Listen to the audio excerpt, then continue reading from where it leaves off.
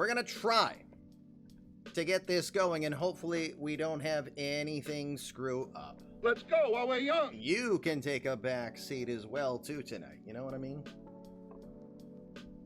All right. They say never let him see you sweat, but I have been doing just that here. Let's go. Welcome. Come in. Fresh victims for my ever-growing army of the undead. Sir, you have to let go of the button. Oh, son of a bitch.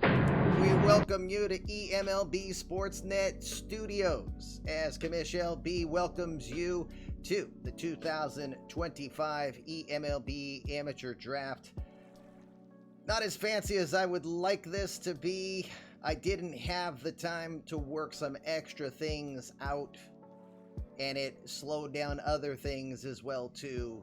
But welcome to eMLB Sportsnet Studios as we will show you live coverage of the eMLB Amateur Draft as it unfolds here today.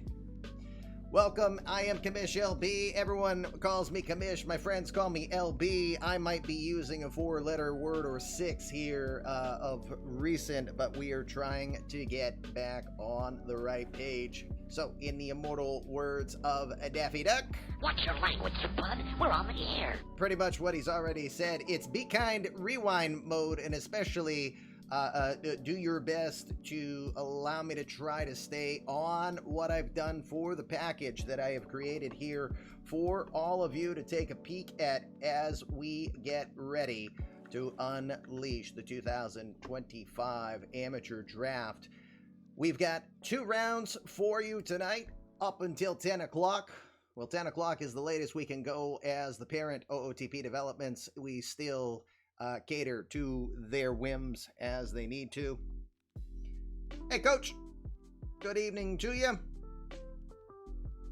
May not be responsive at times. So, yep, it's suit time. It's draft time. Welcome to eMLB Sportsnet Studios as we get ready to give you the full breakdown of rounds 1 and 2 of the 2025 eMLB Amateur Draft. We have over 47 virtual players that are not GM-based players. That's awesome. I love it. We're glad to have you all here. We hope you look forward to your special moment here tonight. And you better believe Commish especially is breaking out the beer tonight. It will be my favorite. Sam Adams, cherry wheat. Wonderful Michigan cherries with a hint of honey in a nice wheat beer. If Andrew doesn't want it, I will gladly take his. Cheers to all of you this evening. And thank you for your attendance as we get ready to broadcast tonight's action. So here is what you will expect to see through this entire draft. You will see out of the park created players. You will see your community created players, both of our GMs as well as of our virtual players. If anybody needs us to explain the difference between the two or how those X-Factor type players can work to improve themselves, don't hesitate to ask. We'll do our best to communicating that while trying to keep us on point, because again, it is 6:30. We haven't even disclosed the first pick officially, and we want to try to keep you on a schedule as best as possible. First drink no later than 10 p.m. No. You guys drink as you want, chill, sit back, have fun.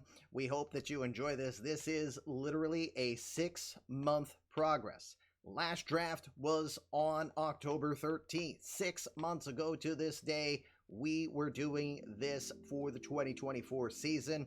Here we are again, 2025, and since the 24 draft was done, we've been working on this file. We have had our hands on all 864 players that are in this draft pool. We've had to change ages. We've had to adjust for what you've requested. We've had to import real-life players that are not in this file. This file was originally a 2019 opening day file available from Out of the Park when we first start the eMLB universe. New paid sub begins. Oh, well, there we go. Thank you, Attica. So again, we have real life players that you'll be able to go after. We have virtual players, your community created players. We have out of the park players. We've got a little bit of everything to be able to offer you here. So we hope, and of course, one thing I forgot, we are eMLB. We have eMLB 1.0 players, although I really went less with them on this particular draft. And I'm hoping to be able to spread that love out over a longer period of time. Because, again, we did 20 seasons of the 1.0 universe, so that gives us an opportunity to really spread that out as we are planning. It's my goal. It might take a while. I'm in no rush, but it is my goal to continue to try to go, hey, I want to set a bar to go beyond what the 1.0 universe did. The reason we stopped at 20 seasons was, well, the universe kind of got hosed thanks to somebody who had to win and was running multiple teams, and it got allowed, unfortunately, by me for quite a while. So, let's get this going. Sexy play of the draft with the red shirt, the red tie, and of course, this as well, too. So, yeah, I know. All right, well, some of the pop and circumstance did get stolen from the oopsie that happened with Stats Plus. Again, whether that's my fault or an accidental firing of a draft pick pool because I had the draft set to auto start. I've actually set the start date to be at a later time so that things hopefully do not happen again on there. If that throws anything off on your end in regards to your lists or anything you've done, my sincere apologies, totally unplanned. But if it did, again, my apologies for the extra work you might need to do for that. With that said, we've got at least 60 plus players. I think 65 picks we're going to be making here this evening. 32 are already in the can. We do have 2 supplemental picks, both to Colorado and the world champion Los Angeles Angels. The Angels will be picking 30th and 32nd in this first round.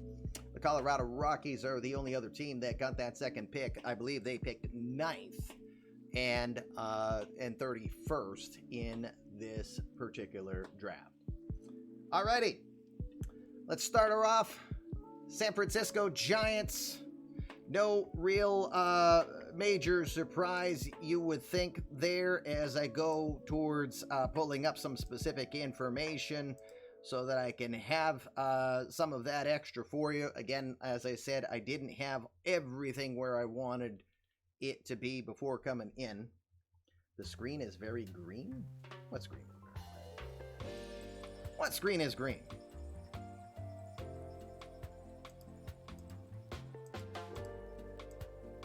So the Giants will start us off. Of course, the Giants won 3 world championships back in the 2010 decade. Well, yes, like I said, it is a green screen. I didn't get to work it the ways that I wanted. So as I said, it's going to be half-ass. So keep your criticisms to yourself, please, and thank you. Giants, 3 straight seasons of being in the 60s with regards to their victories. Well, the good news is they didn't lose 100 games last season like they did the season before. The bad news is, though, is that Miami, who normally was the first pick, played better and gives the Giants the first selection. Maybe it's a blessing in disguise. Who knows? We're not going to make you wait very long because I think you already know where this one is going to go. As I get everything ready here, why don't we do the honor of getting ready to see pick number 1 of this year's 2025 eMLB Amateur Draft. Once again, special credit going to Rocky Draws, my 17-year-old wonder kid with the artwork. She was able to whip everything up together. She is at her Broadway musical practice right now. She's getting ready for that. She's been busting her butt for multiple months, still making emotes while still doing her work, still being a top 5 student. She could be a valedictorian. I don't know where she gets it from, but dear Lord. So again, special credit to what you will be seeing here. I have a little hand on things. Rocky did not make what you see me in here, but everything else that you'll see was created with my vision, my input, and she put it the way that I wanted. So again, thank you to Rocky Draws. Let's show that first pick of this draft.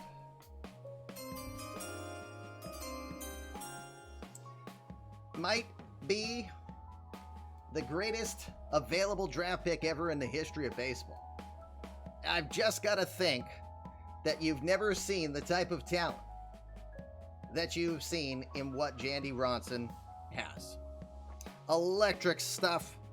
The ball is going to touch 100. You absolutely know it will touch 100 on a regular basis. A ground ball specialist, which could work wonders playing in Oracle Park. He goes deep into games, driven to succeed, and probably already as professional as they come. He's ready to taste Major League action very much possibly out of the gate. That's what several scouts have already said of the Oregon Duck freshman. Boy, Oregon's losing a lot of talent this year. That is all I can say. Maybe the only weakness that the little unit, the 6'9", 215-pound intimidating left-hander has is he doesn't hit 300 and he doesn't hit 30 home runs. Jandy Ronson has officially become the #1 draft pick here in the 2025 draft. Congratulations to Ronson. And of course, that is the community created player of our very good friend Danny D. Smith Jr., who again, thank you very much for being so kind as to provide 30 gifted subs to the community here earlier today. You know what the issue is, though? You're not supposed to be seeing me. So I've got to work on that. Give me 1 second as I'm going to have to fix that screen. Let me take you back to myself here in the studio. But I had a oopsie with that, so we can't get it all right.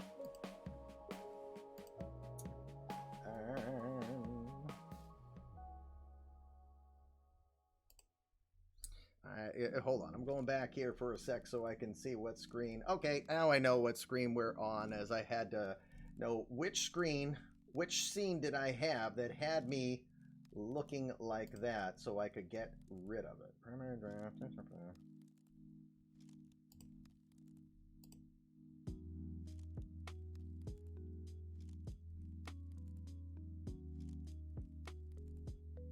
Yay, the second pick has not been selected yet. I'm happy about that. At least I got one thing right. Yeah, okay, I guess I'm at a loss. I was not looking to have myself be seen at any time that we were looking at the player. All right. That'll be the question mark. That's the most interesting thing that you have to look at San Francisco right now. Do you go with Jandy right out of the gate and play, or do you wait for better time? Do you go down the road a little bit further before you make that possible? That will be the most interesting question that I feel is going to need to be asked in that instance. All right, one more time. Just trying to, something doesn't look right to me.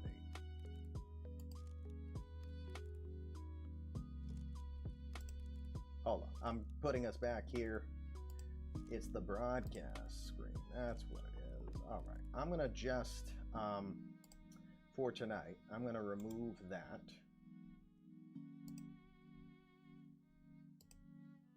Yay. Okay. One last quick test here, as we know Miami is coming up. Yay, there we go. I did not want to see myself, and I am finally where I am. All right, so hi, how are you? We are finally a little bit more functional. Ronson is 19 years old, if that was the question. 19 years, 44 days. That was the other thing I wanted to add. Already at that age, being considered by scouts that you could throw him in there and he'll be able to not only hold his own, but probably already be an absolute stud out there. Was 13-1 with the Ducks this year, 1.47 ERA, and had 192 strikeouts in 129 innings of work. As I said, the one knock on him He's not a two-way player, and he doesn't hit 300 with 30 home runs, but not everybody's perfect, right? So, all right. We're finally ready for the second pick here in the draft. That goes to the Miami Marlins. Marlins have been trending in the right direction for themselves. Last season, they got 65 wins. That is 11 wins better than the prior year, and an additional 3 more wins better than the season prior to that. So trending in the right direction, and even more so this season as they find themselves 38-50 thus far. The biggest question mark that you have for the Marlins is which direction do you go? They drafted Luke Leto a couple seasons ago as a shortstop. Then they also went after Pete Taylor, who is playing an A-plus ball. Pete was the number 1 draft pick overall last year for the 2024ers. Now the question is, where does this team decide to go with regards to the second pick? We have pretty much thought we know the top 3 most likely players to be selected overall this year. Bronson already being taken number 1, no surprise there. The question marks became, where do you go second? And then where do you go third? Does the final dominoes fall into place in regards to that? Enough of that pomp and circumstance. I know you guys are interested. Let's go see what Miami has decided in regards to the second pick of this 2025 draft.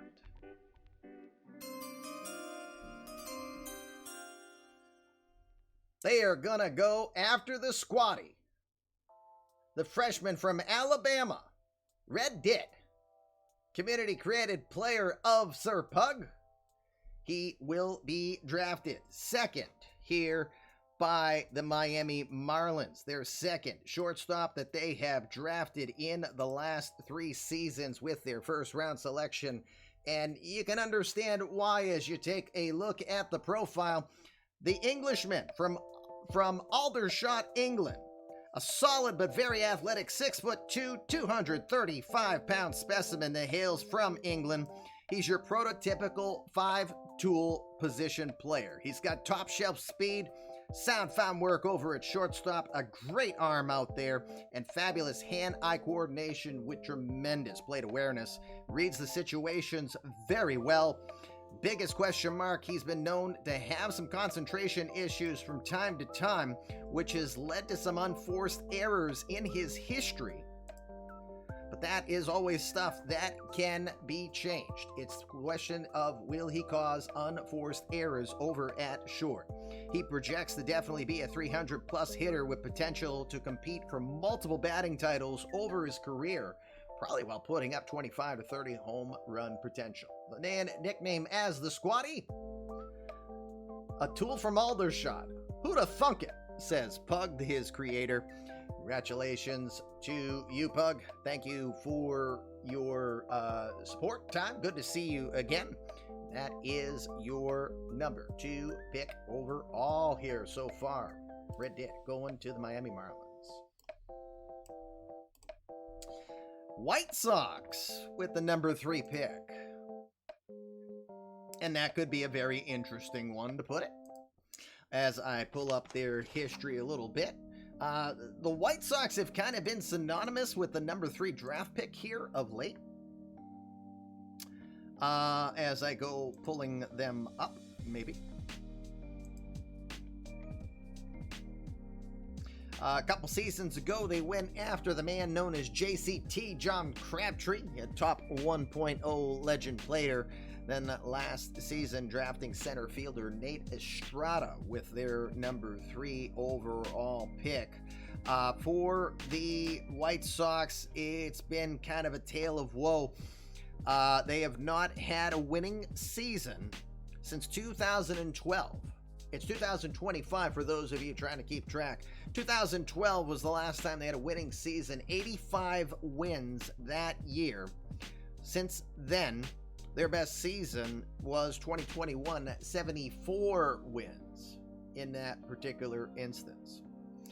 So last season, 67 wins gets them the 3rd draft pick of the draft. And looking at their minors, just to see, as a reminder, they rank kind of mid-tier, towards the bottom of the mid-tier of their depth in the minor league system. Have 6 players, maybe even 7 players, sorry. Yep, they do have 7 players that are considered to be top 100 prospect talent here right now, mostly pitchers. So, it leads to the assumption that, you know, if Ronson was available or taken, they might go with a pitcher. But of course, we know that there are 3 high-tier, maybe generational type players for them to look at here that they could be going after. Oh, there goes somebody getting the backwards Twitch catch there once again. So for the White Sox in particular, they have a lot of pitching depth to work with. They have some pretty good offensive talent now with youngsters like Joey Bess, who they've acquired, that could power the offense for a while to go. And it's a matter of where do you go to build on it.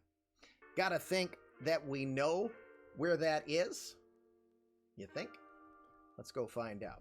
Here comes the 3rd pick of the draft.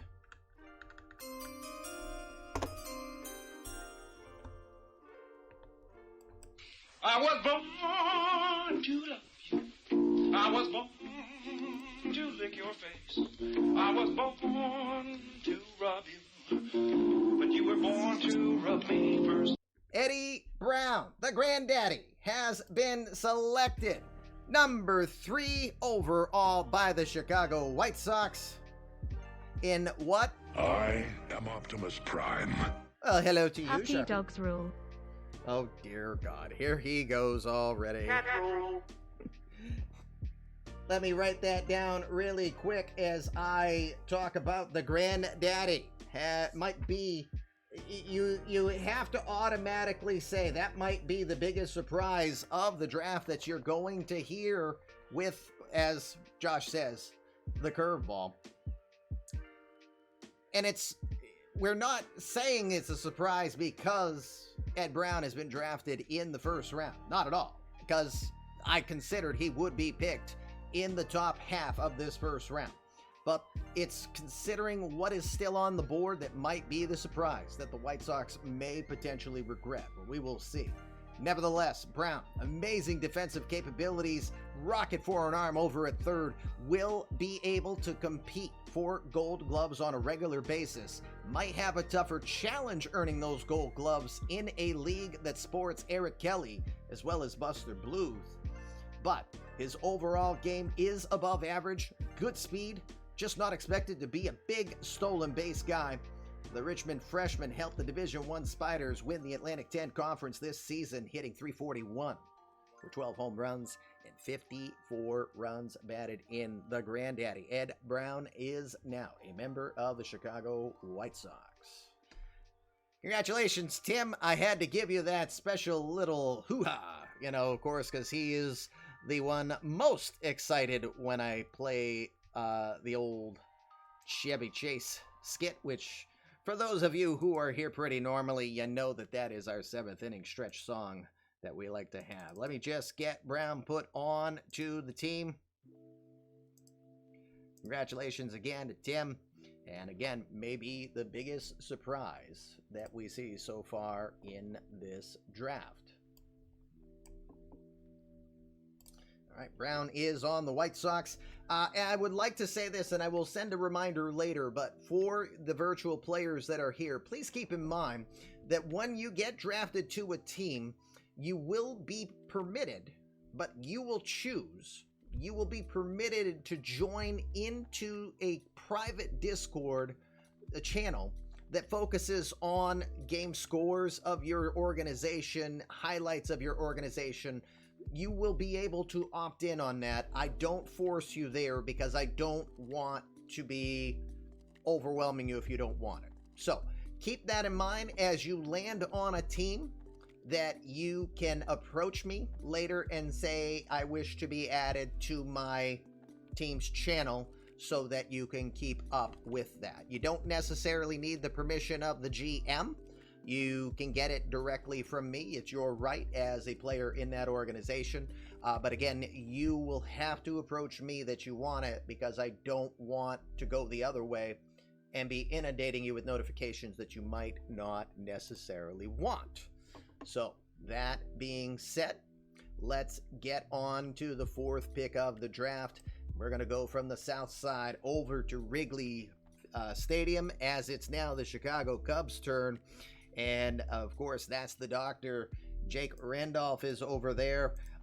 He is working. I really like what you've seen of the Cubs here of late. It's been a nice little story. Again, it started off a little slow. You thought the Cubs were going to be poised to have another kind of lackluster season. 50 wins, 50 and 39 here. So the Cubs are positioning themselves for a playoff run here all of a sudden. And they can thank the likes of a Kent Hrbek. They can thank some fairly respectable pitching here. You've had Alberto Sojo get 10 wins. Who had Alberto Sojo as a 10-game winner? Surely not me. Let's see. You've also had Justice Sheffield win 7 of his games. Brent Honeywell has won 7. And Ian Hamilton has pitched pretty well when he's been called upon. So it's been a good yeoman's effort from the bullpen particularly. And then when you look at the offensive talent, it's just been excellent. Ken Hrbek Jr., Tank Espelin, Didi Gregorius have all hit for well. Danny White, 25 home runs this season for him. Hrbek with 20. So the team is hitting pretty solidly while not being stellar in any one particular category. So again, kudos to Jake on his work there. And now he's looking at what might be his best positional pick here for the foreseeable future. And we know who's on the board, but we also know what else is out there. We're starting to get into that territory of where do the next steps fall as we do this first portion of the draft. Could be interesting. It's enough suspense. Quick sip. Let's go take a pick at who this selection is for the Cubs.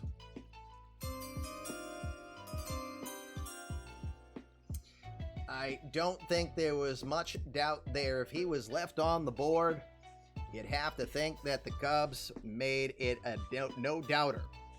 The wrecking ball, Danny Smith Jr., another freshman out of Oregon.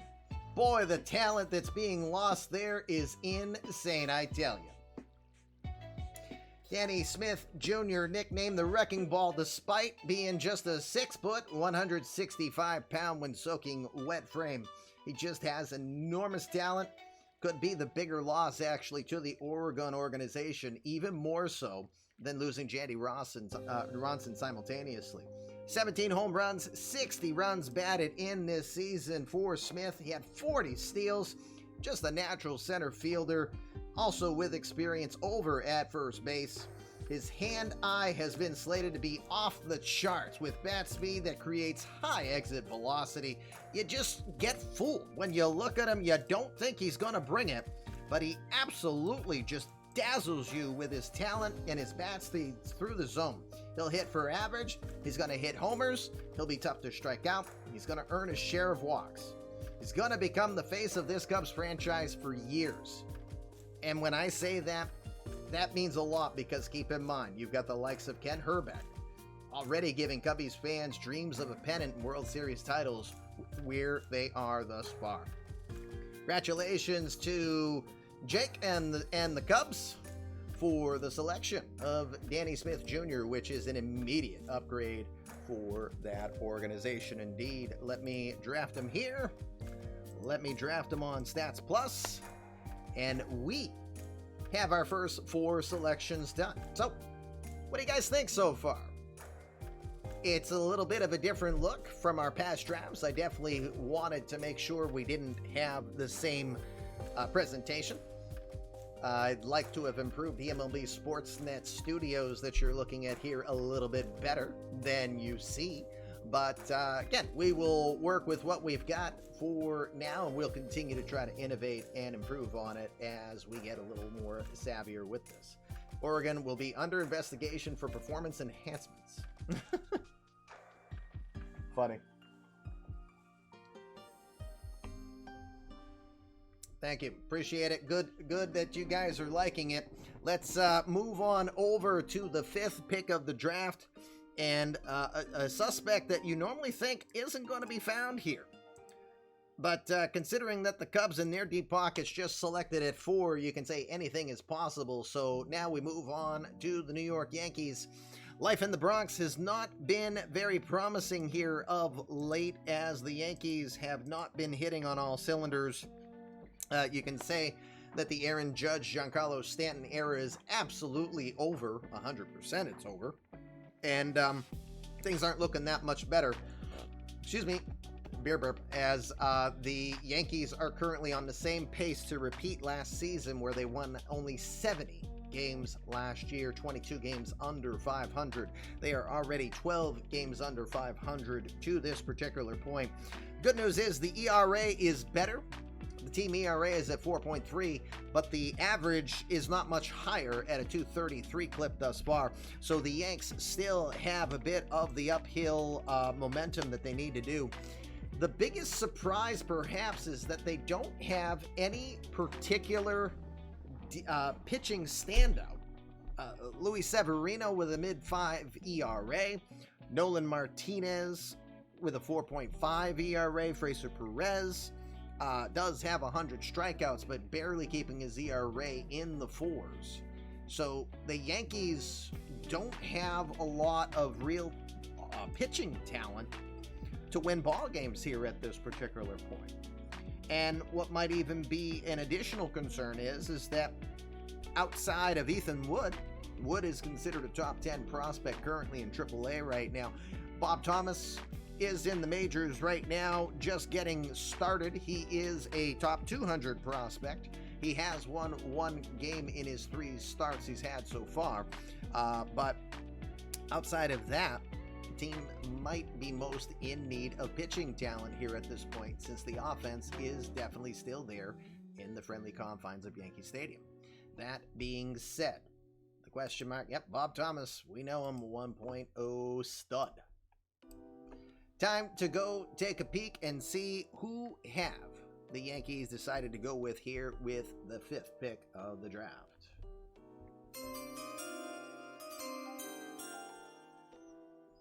They are gonna go with the junior from Miami, originally born in Chihuahua, Mexico. It is Luis Rivera. Rivera is a 1.0 talent.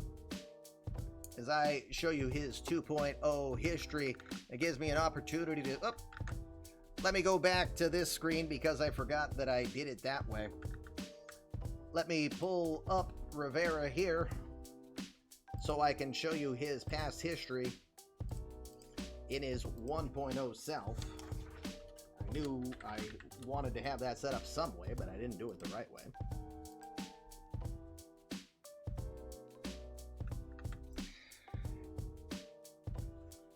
Originally from Chihuahua, Mexico, here is the OOTP 11 look at the 1.0 version of Luis Rivera. I'd like to remove his minor league statistics. 162 wins in his career. 3.92 ERA, 2,200 strikeouts over his career, predominantly with the Pirates over that time. And as I transition over back one more peek and get back to the 2.0 look, here's Rivera's 2.0 self. Family emigrated from Chihuahua to Miami. He decided to play at the University of Miami. He built a reputation for being a prime arm to seek. Yankees decide to give him a shot here at the number 5 spot. Both an upper 90s fastball and cutter, Rivera has been known to be overly confident and try to overpower with good movement on his pitchers with the use of that fastball cutter combination. The risk, though, in what we have seen is that he has a lot of confidence in the hard stuff He doesn't put as much emphasis on the slider and the changeup as the scouts currently rate that to be an average pitch. So if he's ever struggling with the heat, he may not have enough solid backup pitches to really help him out for his long-term career. Nevertheless, his movement helps him keep it on the ground, which is a big plus for Yankee Stadium. That will help when you're playing half of your games, most likely, in the Bronx. Luis Rivera could be an impressive long-term talent, but definitely some question marks there if he is just a flamethrower versus an actual pitcher. Time is absolutely going to tell, but the Yankees will give him a shot. Luis Rivera is one of our first 1.0 players of this particular draft to be selected. I like the pick. Louis was a good player on a team that was kind of questioned. I'm a man of the future, as Commish says. I know what all the picks are. Well, I know 32 of them. Now I know 26 of them that you don't. But that's going to change here as we keep going. All right, onwards we go, and time to go north of the border as we will go check out the Toronto Blue Jays here, as we'll take a peek at the Blue Jays history-wise. I'm doing it on my second copy of Out of the Park here on the side, so don't mind that you keep looking at the side of my head here. My apologies to all of you. Most of you are used to that when we're calling game of the night. Sorry for the blinding of my head, though. The Blue Jays, 72 wins last season. Their best season in recent memory, at least in this decade, was the 2020 season when they won 88 games, finishing in third place, 5 games back in the division. The team has struggled surprisingly with their pitching. You thought that the team was going to be led by Juan Coelho. Coelho actually struggling with a mid-5 ERA to this point. Donovan Graves, the 1.0 player, has 8 wins on the year, but also an ERA north of 4.5, 90 strikeouts. Again, you know the story with Toronto. When you think of the Toronto Blue Jays of eMLB, you do think Vladimir Guerrero Jr., but you can also now think Aaron Judge and Michael Chavis. Both of them combined for 32 home runs so far to this point. And not bad hitting from middle infielder Danny Kelly, the dancing man. Danny is hitting .279 with 1 home run. Not bad for a guy who's not known for power at all. The team is bottom tier in most of their offensive stats right now in the division. They're hitting .238 on the season thus far. And again, a lot of why we bring this up is mostly just to kind of show where the team could use help from. Outside of a couple of particular players in this draft, no one's really going to come out and contribute right away, but who could be coming in the not too distant future. Let's take a peek at the number 6 pick of the draft. Take it away, Toronto Blue Jays. The pick is in.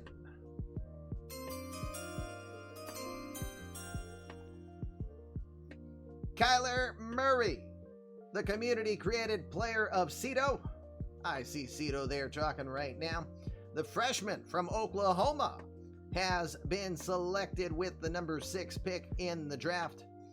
He had a choice of looking at football versus baseball, and he decides to go down the route of baseball. And the potential of this player is limitless. He's perhaps maybe the best set of wheels that you will find in this particular draft pool. 40 to 50 stolen base potential is a high probability.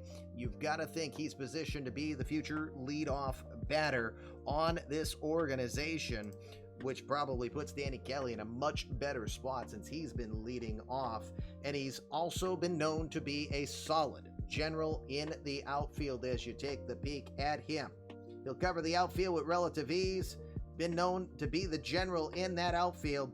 The offensive talents are there. They just don't massively stand out as plus in any one particular area. Absolutely above average at best. All of that can be developed over time, but he brings the speed, he brings the defense, and he will contribute offensively speaking, and put him in a situation where he can set the table for guys like Guerrero, Aaron Judge, and anyone else. That's probably going to be a very good thing. Kyler Murray has been selected with the number 6 pick on the draft by the Toronto Blue Jays. Congratulations to Cito. Now, Cito, what I'm wondering is, did you think your guy was going to be picked that early? As I select him there, I did not even select Rivera yet on Stats Plus. Give me one moment. Oh, just went past them. There he is, Lupe. There he is. Draft him there, and then I will go over to Kyler Murray.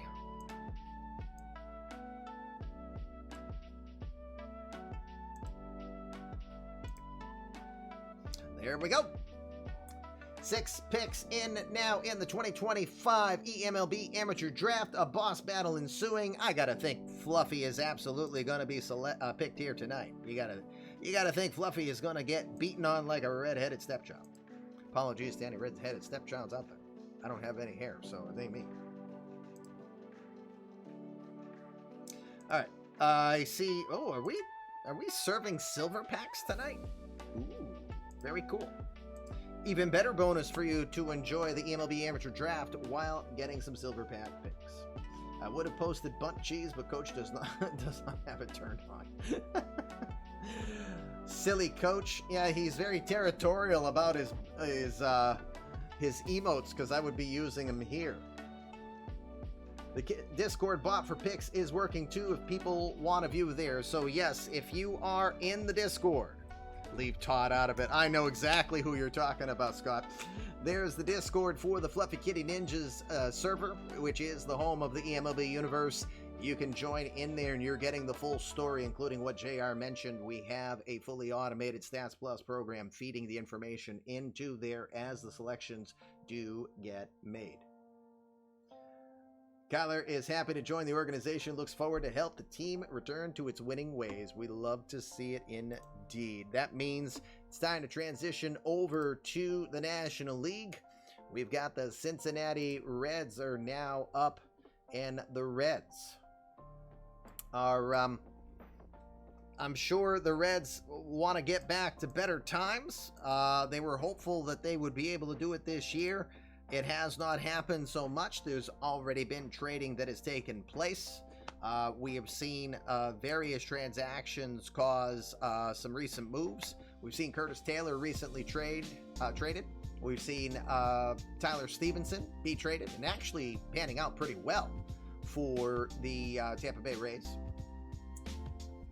For the Reds themselves, the farm is considered top 10, but the thing is that a lot of that might be on a heavily weighted of a couple of community creative players that we have. Trey Griffey, which is the creative player of JR, as well as Forrest Hayter, who is one of our former GMs and now just a virtual player. Many more trades would like to be made, says JR. So there's some good talent out there. We've been hearing rumor of Taylor Trammell, Trey Griffey, and Eddie Yost being as a potential outfield of the future for the Reds, with Jim Stone also in the equation. And Jim Stone has been a very nice addition to this organization as he entered the All-Star break, hitting .313. And of course, you have the power of Blaze Jordan with 23 home runs. Carlos Correa has been consistent. I am Groot with 51 RBI, 277 and 15. But yeah, pitching is an area that is challenged at any point in time by playing at Great American Ballpark in itself. So, wonder where they go? Well, I know. Why don't you find out now, too? Here comes pick number 7.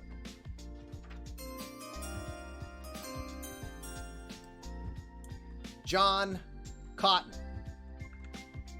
the right fielder, Minnesota Golden Gopher, and perhaps one of the first original legends of the eMLB 1.0 era. What do I mean? Well, 10 seasons, 1,700 career hits, a .330 average, and 222 home runs for John Cotton in what was an abbreviated career. Cotton was older when he started in 1.0. Rob Deere Jr. would have been the choice there, he says. You never know. Deere's still out there. But John Cotton has been selected here as I get ready to show you the 2.0 version of Cotton. The Golden Gopher being taken here by the Reds at number 7. Again, you saw the numbers: a career .330, 222 homers, and 904 RBIs in a past life. Complete player, and one of the first we call the legend. He's the consummate professional. He works hard day in and day out. He'll benefit from playing at the Great American Ballpark, but he's perhaps probably not very far from being able to play in the majors a la Hank Peralta. He's got the ability to realistically duplicate the 1.0 career he had, and some of that just has to do with playing at a park like Cincinnati, but he is a solid overall player here. The Madison, Wisconsin native John Cotton, drafted by the Cincinnati Reds here at the number 7 spot. Congratulations to him, another 1.0 legend, finding his way in the 2.0 universe. Now,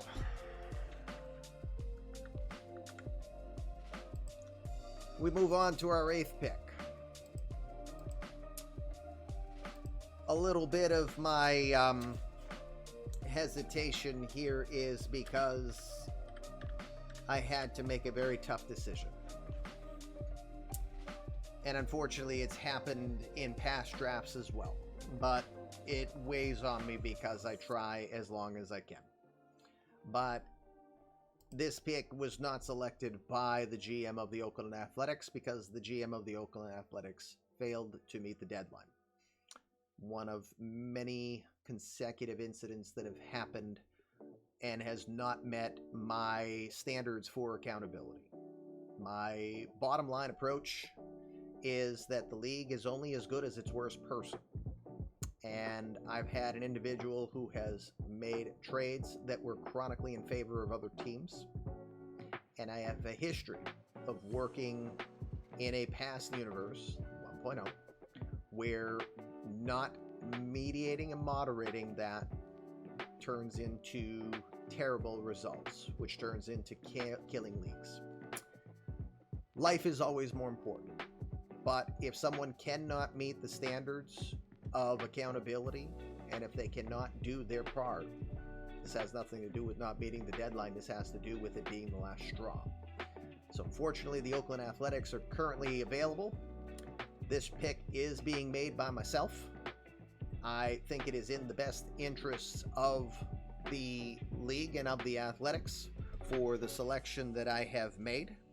But again, the simplest way I want to put it, I've put myself in a position where I don't want to be doing this, and I hate doing this, because from my vantage point, I only want to be admin and storyteller.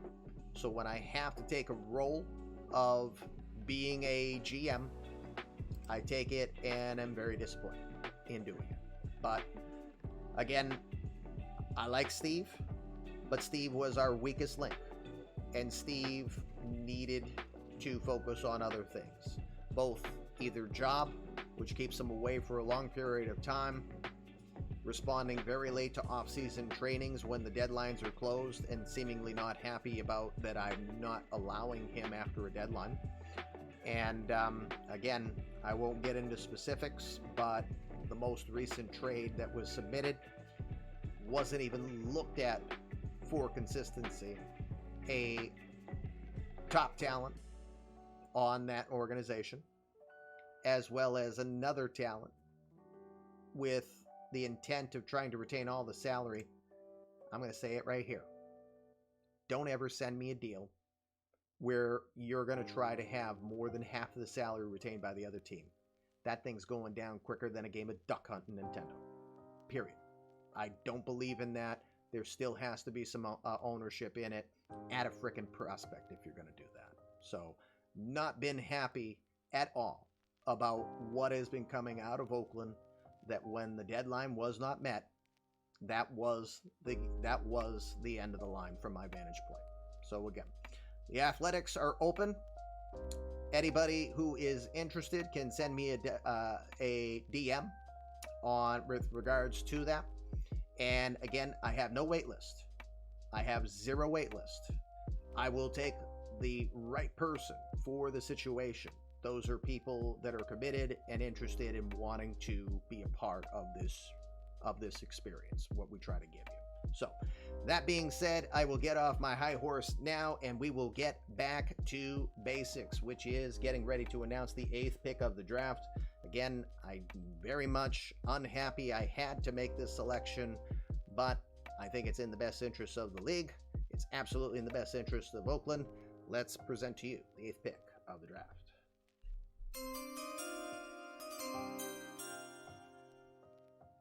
The Oakland Athletics will go after the sophomore from Houston Baptist, the right fielder, Brian Gordon. Gordon, another one of those phenomenal 1.0 players that knew how to hit very well. Just another solid offensive talent. Just over 2,000 career hits in his 1.0 history, while batting a career .297 and also sporting 274 home runs over a 14-year career. He's got high contact ability, rates out as just above average realistically in regards to his talent as you take a peek at him here. On most of his other offensive skills, he grades out as just above average, but having elite contact right through the zone to be able to drive that ball in multiple directions. The question mark on him is the defense. The BG is known as being a great corner outfielder, probably better as a left fielder overall than a right fielder, but he has a good enough arm that he will not be a slouch to any team that would put him in the right field. But I would realistically say the future for Brian Gordon most likely is best beneficial in left field, and in Oakland, there's a lot of potential as that outfield right now, it looks pretty suspect from my vantage point. I think Brian Gordon's got a pretty quick path to getting to the majors, probably already eligible for high A ball here at this point. Brian Gordon will be your selection in the 8th pick for the 2025 draft. Let me make the next selections. I had not done those yet. Let me put Cotton on to Cincinnati.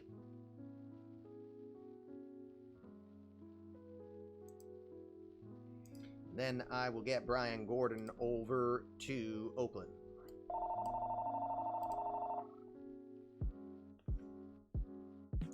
It's 7:20 at night, and you're hearing my business work line right now. Come from board chip.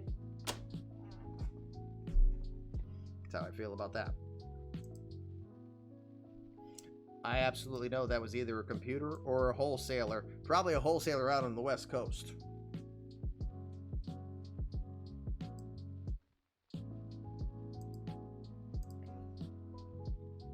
Someone calling late for that Oakland pick. It's probably Oakland calling to complain. It's funny that you guys were calling that right on cue here. So, alrighty. 8 picks in. Let's go to the 9th pick of the draft. We've got the first of 2 for the Colorado Rockies, as they will have a compensatory pick. Yeah, they'll have a compensation pick as a supplemental after the first 30 picks are going to be done. What? Wait a minute. JR just said something that deserves a... What? Thinking of trading Taylor Trammell? Blasphemy. Blasphemy, I says. A stadium is flooded again, just calling to let you know. Okay. Thank you, Kava. I appreciate that. We are very proud, very honored, as we are a couple days away from our 1-month anniversary of having locked in the purple checkmark. All right, for the Rocks, let's take a peek at over in Colorado. And again, if you are looking for more information or to see the draft board, if you did not know, there is the link so that you can follow along on the prior selections of tonight's draft. For the Rockies, for 3 straight seasons of less than 80 win ball. In 2022, they won 79. 23, they won 77, and last season 76. That's coming off of a phenomenal 2021 year where they won 90 games, but still didn't make the playoffs as they finished, third in the West in that particular year. That was the year that the Dodgers won in 2021. The Rockies had a phenomenal offensive season last year, hitting .296. Well, you can transpose the numbers right now because it's a .269 clip for him to this point. ERA is still trending in the 5s for the team as a whole. No surprises on who the best hitters are. Several people hitting .300, but Seiya Suzuki, I guess Seiya was worth that $86 million he was paid the first season. That, of course, created the Seiya Suzuki rule. But Suzuki is looking for his 3rd consecutive National League batting title. Right now, he's hitting .332. Walker Smith, one of the newer, of course, 1.0 legends, but one of the newer 2.0 talents, coming in, hitting .323 and .29 himself. Meanwhile, the Horn Dog, the All-Star, Jim Horner, the catcher, .323, 18 homers for himself. Been no doubt that the offense is absolutely there for the Rockies. It's the pitching, as nobody has done well on the ERA side as we quickly look. The best ERA you've got is Antonio Senzatella for the starters with a 4.83 ERA in 17 appearances. All right, so the Rockies selection is in. I don't think Lloyd is here because Lloyd is one of our international guys. I think Jamie's still here. Jamie Thurman's one of our others. Hetz has been remigrated back to the U.S. There's Jamie. No draft pick trading. It's not baseball. Yes, and you're right. Draft pick trading did really hurt the 1.0 years, especially those who did not benefit or who did not see value in draft picks. And we had to create rules. The Joe Tiffin rule still is fresh in my brain because he would trade every single one of his draft picks every year. Didn't like it. So I'm highly doubtful if the league votes in favor of it, of ever doing draft pick trading. I'm telling you right away, there is going to be one particular caveat that no one will be able to bend me from. And it will be that one pick in the 1st or 2nd round must be done by the team annually. You cannot give away both picks. In fact, I might even go so far as to say you can't have multiple seasons of giving up the 1st rounder. So, just my opinion. But yeah, I would prefer it not.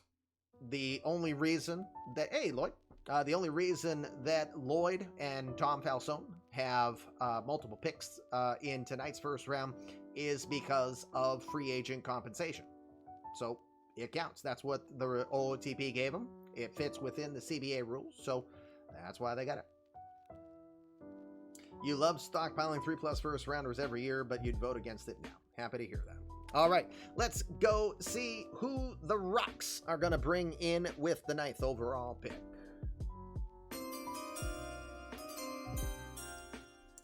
They will go after the right-hander from Terre Haute, Indiana, currently playing as a senior for Pike High School in Indianapolis, Juan Beneventi. Beneventi, he's a 6'3" right-hander, pure pitcher in the sense of the word.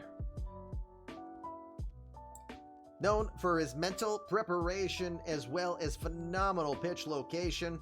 Throws a low to mid-90s fastball with a cutter that's probably better than his straight heat as it takes a sharp, biting turn. It's been graded to be an elite pitch that he offers. He also has a curveball, a forkball, and a changeup that are graded average to above average thus far. He's not going to wow you with the heat. He is a pure finesse pitcher, but he can touch 93, 94 on the gun. And because he is so confident and so accurate with his pitches, he's going to keep hitters constantly guessing. That puts the advantage on Beneventi. He should be a solid number 2 ace potential type player. And like any pitcher that is going to be drafted by the Rockies, the challenge is going to be, can they survive and thrive and play half of their season in Coors Field? We're going to find out soon enough. Juan Beneventi, the 18-year-old, has been drafted by the Colorado Rockies here with the 9th selection of the draft. Let me get him added over into Stats Plus.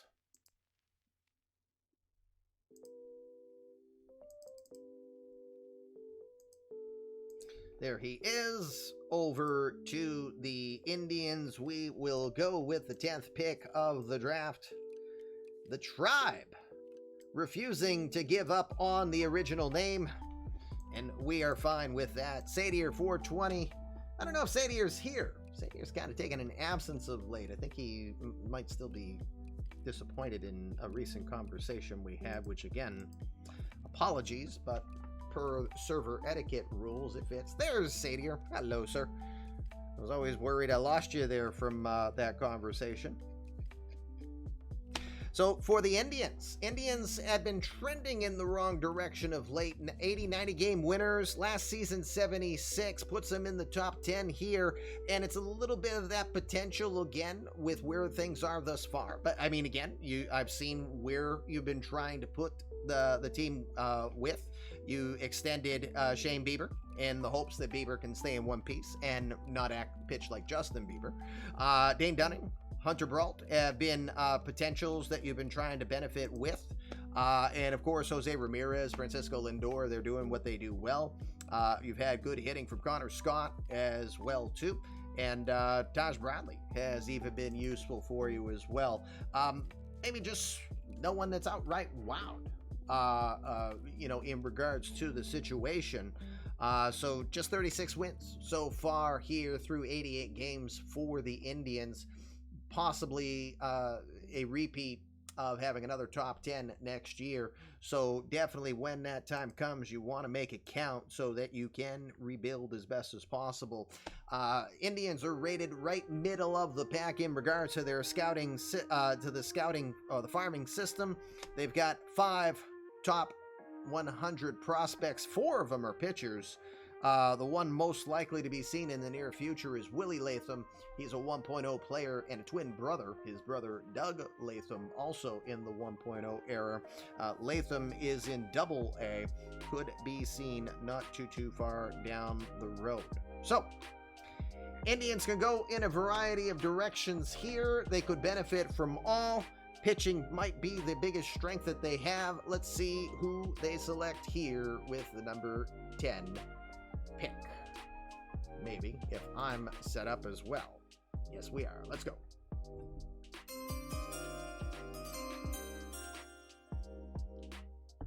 It's the man from down under. But not only the man from down under, it's the man from down under with a knuckleball having a nickname. Ryan Tecker, aka Dishnet34, with the knuckleball simply known as the Canberra Crackler. Love that nickname. The pitch known as the Canberra Crackler, once broke a bat swinging through the zone without touching it. What? That might just be a really bad bat dish, but nonetheless, he was given a nickname with that pitch. Besides the Crackler, Tecker sports the fastball that can touch 90s, just that in itself. We've seen how that has worked very well.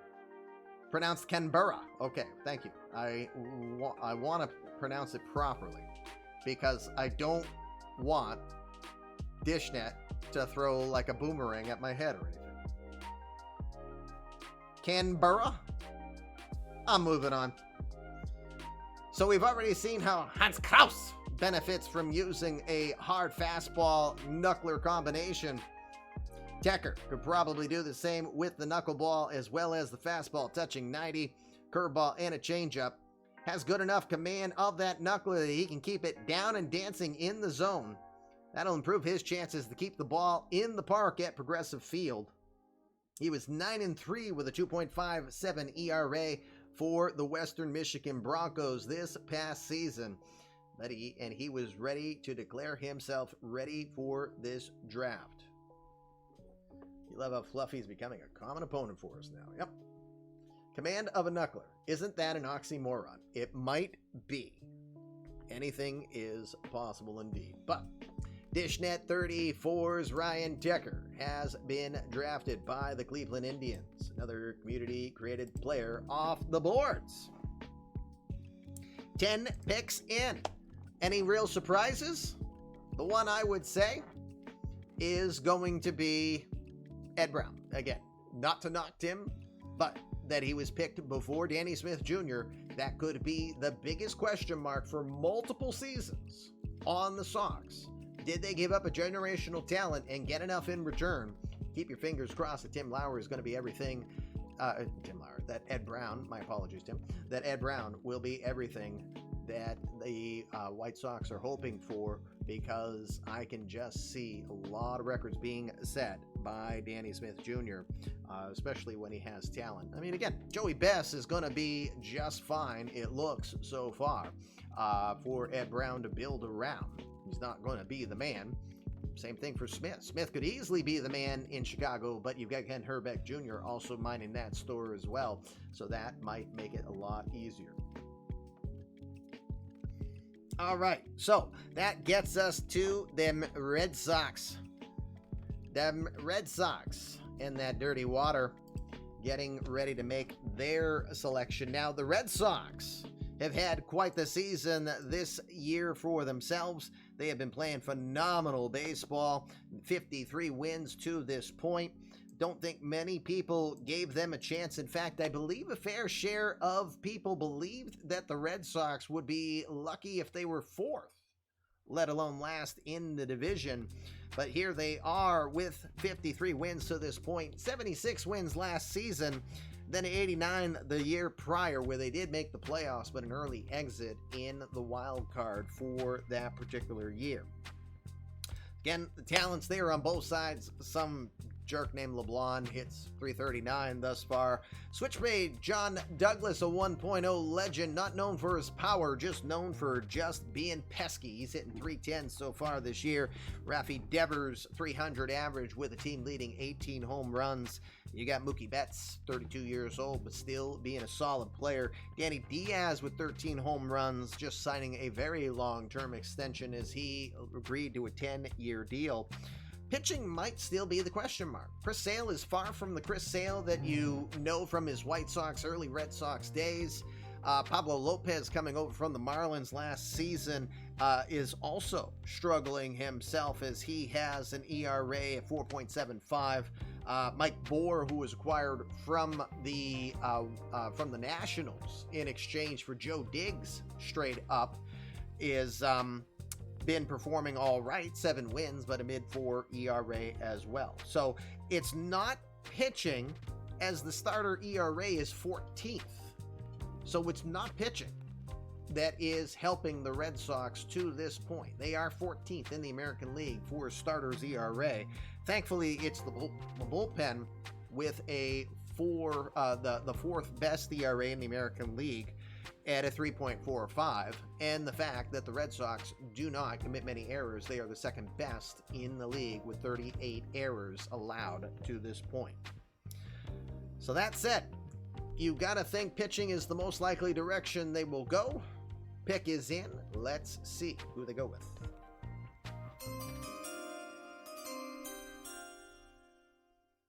Red Sox will select Eddie Washburn. He's a high school senior from Fairfield Academy out in Rayville, Louisiana. He is a Mississippi native. He gets selected 11th here overall. Pure finesse style pitcher. Went 10-0 this past year with a 0.78 ERA and a 0.76 WHIP this year. Excellent control and movement. sports a low 90s fastball, curve, slider, and the change, the traditional a forkball, my bad. I wrote a terrible note there. He's got good mechanics and has been consistent over his high school career. In fact, he's never even missed a start or a day in school. He's never had so much as a cold. He's retained the services of Scott Boras. Watch your language, bud. We're on the air. I'm allowed. I'm not a big fan of Boras. But he has retained the services of Boras already.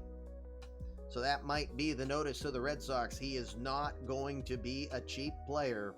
Eddie Washburn has been selected by the Red Sox with the 11th pick here of the 2025 eMLB draft. Congratulations to him. Congratulations to the Red Sox. The soon-to-be 19-year-old is on his way to Fenway. Let me just put the pick in here, and then we will get over to the number 12 pick, which belongs to the San Diego Padres.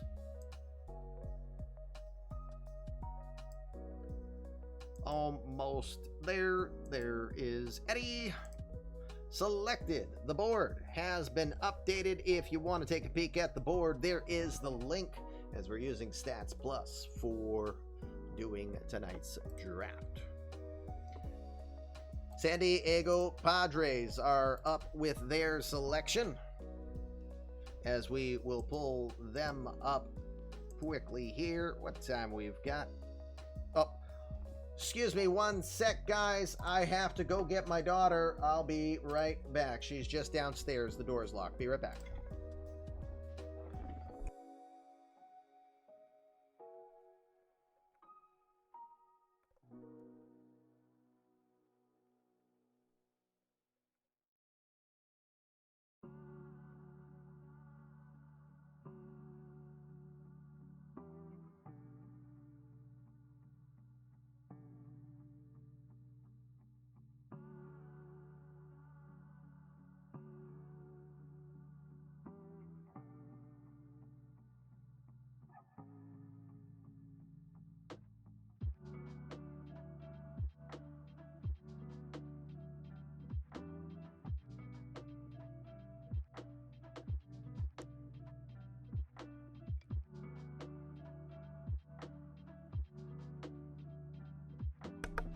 Sorry about that, guys.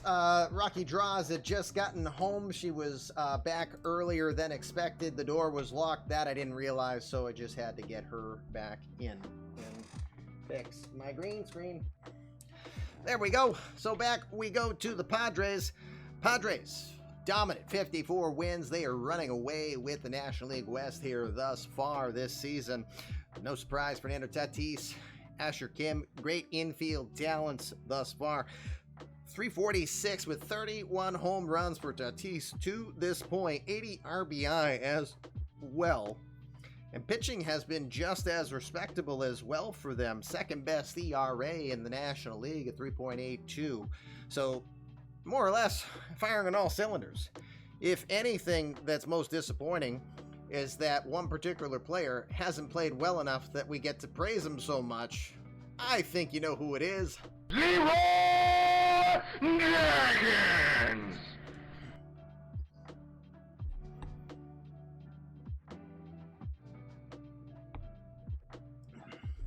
That always takes a little bit out of you when you do that. Anyway, Leroy sucks. What are you talking about? Yeah, he does kind of stink this season. Leroy down to 207, but still has 13 round trippers this year. So, where a team's firing on all cylinders, where do you go with your pick here that's probably the last time you're going to pick this high for the foreseeable future? Let's find out what the Padres select with this pick.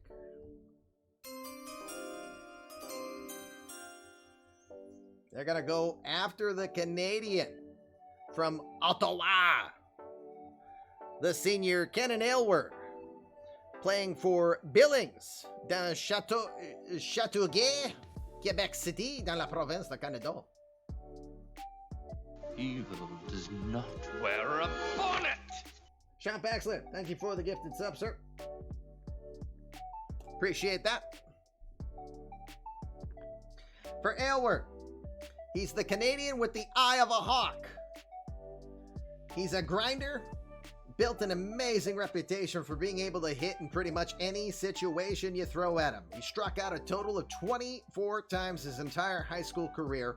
And yes, I see how many times he's got a high school career. Don't give me any crap for it. That's OOTP. Edwards' biggest worry is his ability to play second effectively over a season. He's been questionable about his range. No doubt on his offensive talent. Plus, he's a fly ball hitter. He's a gaps finder. He can hit for average, and he has shown his history of being tough to strike out. Probably a solid number 2 hitter anywhere you put him. The question is, does he bring enough defensively, or does he cost there? Keep in mind, Asher Kim can't play both positions during a game, although Steve Kim will tell you, yes, he can. Kenan Aylward will be selected, number 12 here overall.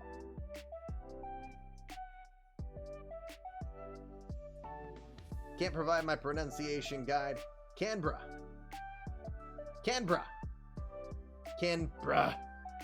No, not that emphatic, right? Not Canberra. Just assume. All right, I do like the pick of the Canadian. Kenan Aylward has been selected by the San Diego Padres with that number 12 pick. Let me put him on the board officially here for the Padres. There we go. Selected, and that gets us over to number 13. We are trying. I feel like I'm a little behind. So, I told you there was a point. We've already had a couple of flubs, but I told you there was a point that I was going to feel that I was going to stress out. We officially have now gotten there for the rest of round 1. The reason? Normally, I try to put this fabulous list of notes. You see how much work I put into it? I've ran out of time with how busy this season has been for taxes, for clients. I've had clients literally dying to see me, meaning I've had 4 clients pass away and 11 different beneficiary parties to deal with. So I have been overwhelmed. I'm trying my best to keep the smiling face on it. It has not been easy, but now this is the point where I am winging it for the rest of this first round. I meant every intent of having the same content you saw with the great comments that you've been hearing, or hopefully you thought they were good. But I ran out of time in regards to that, so everything else is going to be off the cuff.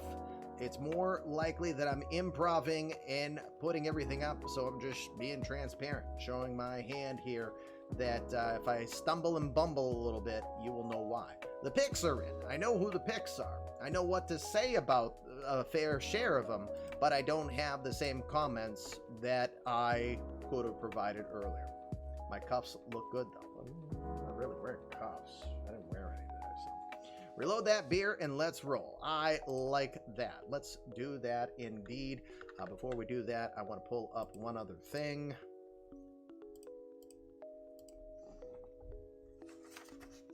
Oh, I can get this out of the way now. I don't need that. You helped 6 different clients today. Yes. And you know what's funny, Gorgo, is I'm not a tax guy. But everything I do works in coordination with tax season. So that's what's keeping me crazy. It's a lot of, should I open an IRA, a Roth IRA? And of course, all my business owners are, I got to get my SEP contribution in before I file and all that stuff. So. All right, it is time for the 13th pick of the draft. First chance we get to see for the Mets here. Mets have been a nice little story this season. We thought it was going to be, oh boy, here come the Mets again, last place. But the Mets have really turned it around. They're only 4 games over 500. But it's keeping in mind that the Mets have won 24 of their last 40 games since the month of June began. So they're going in the right direction as they're playing near 600 ball here at this particular point. And getting it basically from both sides. I mean, amazing story, Jean-Fran Escalona. He's been healthy more or less this season. ERA under 2, 9 wins to this campaign. Eric Carpenter has been not bad. Mitchell Stone has been pretty effective so far this year for him. Shamar Hosky made a all-star debut, hitting .297 this year. Maybe what might be surprising is a little bit of a leveling off on the power of the polar bear, Pete Alonso. Just 15 home runs to this point. He's had 3 straight seasons of 40 or more homers, including one 50 home run season over the last 3 years. He is starting to maybe dip back a little bit, but thankfully the supporting cast around him has been able to keep him upwards. Keep in mind, this is a team that when you look at them, they are the bottom 5th of the National League in all of their offensive categories. This is a team that only hits .242. So they're winning mostly by the talent on the pitching side, but playing just enough offensively to get it done.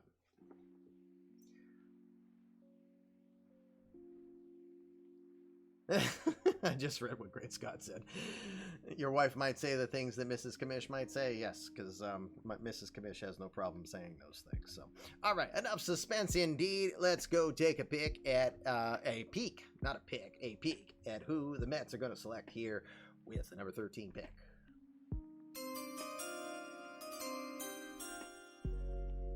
This one might be a little bit of a surprise, but it is a name that has been around before.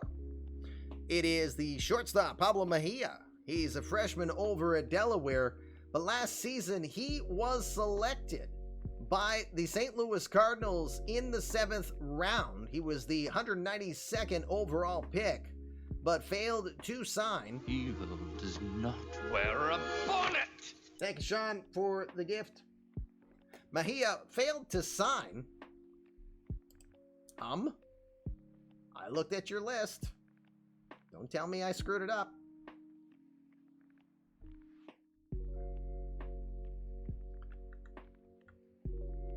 Mejia is a 1.0 player. Was a .250 hitter. He was effective. You had someone above him? I want to double check that. Because if you're right, then I will change it. But then that's going to mess everything else up. I know I look through these very meticulously, but of course I get an awful lot of lists to look at. Let me put it here for a sec. Actually, we'll come back to this screen for a sec.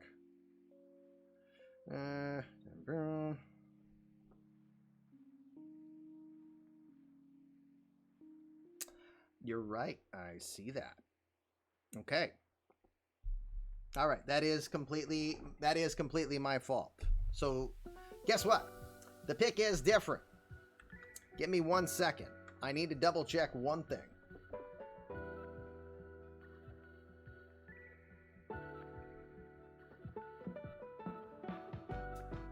Okay, good news. It does not affect the rest of the draft at all. Yes, that pick did not officially ever happen. And I'll appreciate that you guys are cooperative with me on that. So, say goodbye to Pablo Mejia, guys. He's still out there if you want him later. That is Commish Derp.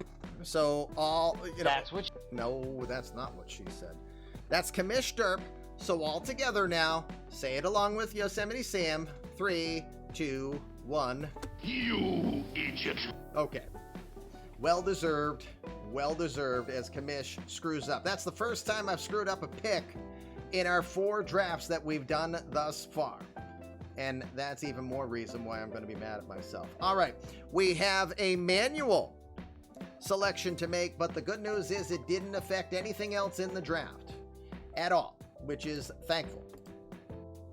So now let's go show you what the selection is. Maybe it's fate on why I didn't have any notes for anyone after this, because I was going to do this screw up. Again, apologies to Denbrew, but he will get the man that he wants. Let me do it in the manual format. It'll be community created player Alex Lee, created by King Butcher. The Butcher is coming to the Mets. Another Canadian off the boards, eh? From Willowdale, Ontario. Played freshman year for New Brunswick. Hit .328 with 6 home runs during that time. Prototypical leadoff number 2 type player. Phenomenal bottom third of the order type of player as well. Great defensive talent. Probably better on the second base side than the shortstop side. But King Butchers, Alex Lee, with plus contact, plus ability to put bat on ball. Not going to be your home run guy. Not the most patient, but he is going to bring a little bit of everything to the table when he gets aboard. It is Alex Lee who has been selected by the Mets, with apologies to all of you for Commish Derp. I'll let Annika know that I screwed up one. She'll be like, Dad.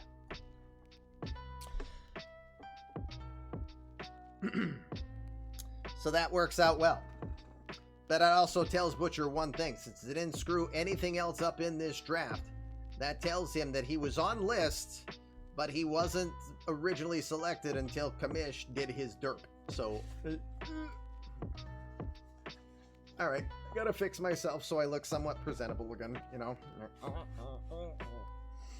right.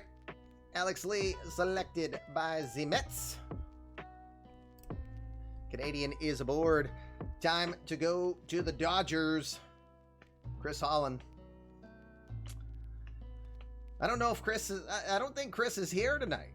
I'm not sure if he is. Or if he is, he's very quiet. But most silent assassins are, right, Chris? Chris, of course, one of my biggest opponents in my days of 1.0 when I was a GM. There's Mr. Holland. Hello, sir. Good to see you. Good to have you here. Not always part with us. He has his pick here, 14th, as we talk about the Dodgers real quick. It's been a challenge. You know, they've got that endless depth in regards to what they can do, but it's only mustered 39 wins so far this year. You got to think the offense has disappointed them. Bottom third of the talent there. They're hitting .248. They have 95 home runs. That's good for 12th in the National League. Surprised to see a Ben Chris trade last sim. Yes, I know, right? The pitching. The starters are okay. It's middle of the pack, 7th in the National League. Freddie Peralta has definitely been worth the money thus far. Early still, but been worth the money that he was given. 6 wins, 3.57 ERA. Blake Snell is pitching at least enough to hit the button. Snellzilla. Mejia has now been immortalized in Discord, but thankfully he did not go down. Because did I put Mejia? Yeah, Mejia was not selected. So I hope he's not immortalized in the Discord. Mejia's already a drama queen since he didn't sign with Anjou last season as is. So, all right. So, Dodgers could go in several directions. Again, both sides, while pitching has been okay, it's still suspect beyond Peralta and Snell to this point. Looking at the minor leagues, it's a top 10 system. Mayron Catalina, of course, we're seeing his talent. Charlie Dillard could be a very scary guy to watch in the future. Teddy Kemp. Oh boy. Who let Chris have Teddy Kemp again? Christ. A second version of Teddy Kemp could be scary. A lot of top 10, top 100 talent on this team. In fact, when I count, we've got 3, 6, 7, 8. 8 top 100 prospects in the Dodgers organization. He put up his uniform. Get the jerseys off the racks there for the Mets. Alrighty. With that said, let's go see who the Great Dodgers... horny toads! Holy crap. Jeez, Jake scared the crap out of me.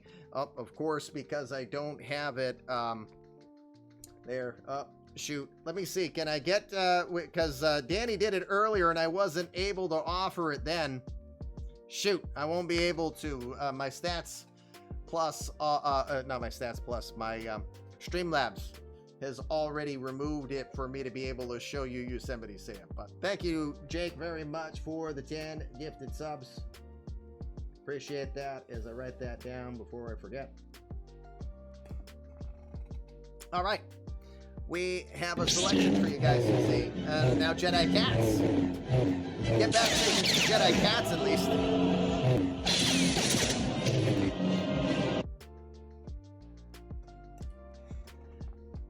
Thank you for that. Danny as well. 5 gifted subs from Danny. 10 from Jake here. You guys have been very kind throughout and putting up with my slowness here as well, too, as we approach 8 o'clock.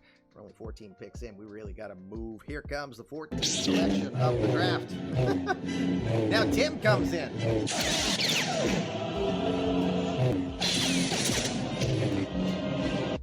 We have Jedi Cats all over the place. The Samurai Dogs don't have a chance in heck now. Thank you, Tim. Here comes 14th pick from the Dodgers.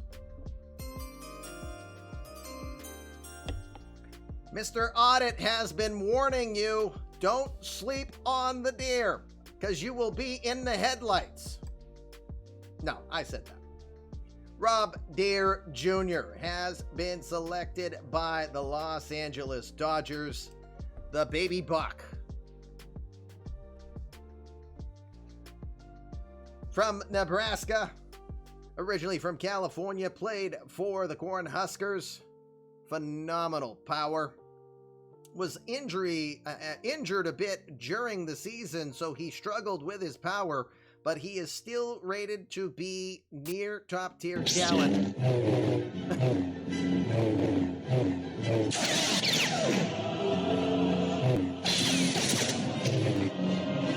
No way you ever talk over the Duel of the Fates. That's the first thing that you need to know. And yes, Donnie, you do need to do your boosts. Danielle Freak coming in with 100 biddies. I need Thank to you, do sir. my boosts. Oh my goodness, more Jedi Cats. More Jedi Cats.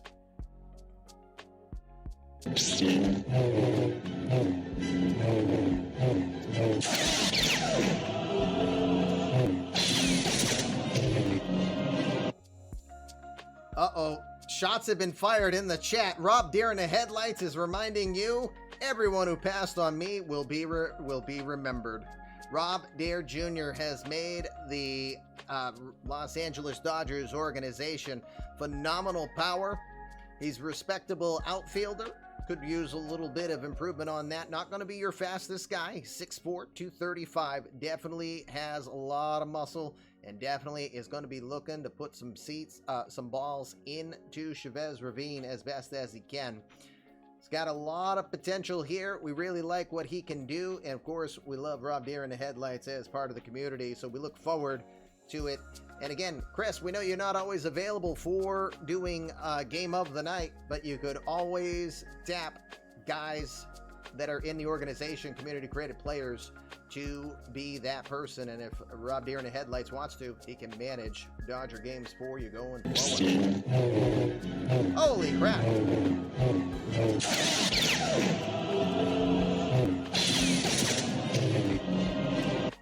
You guys are insane.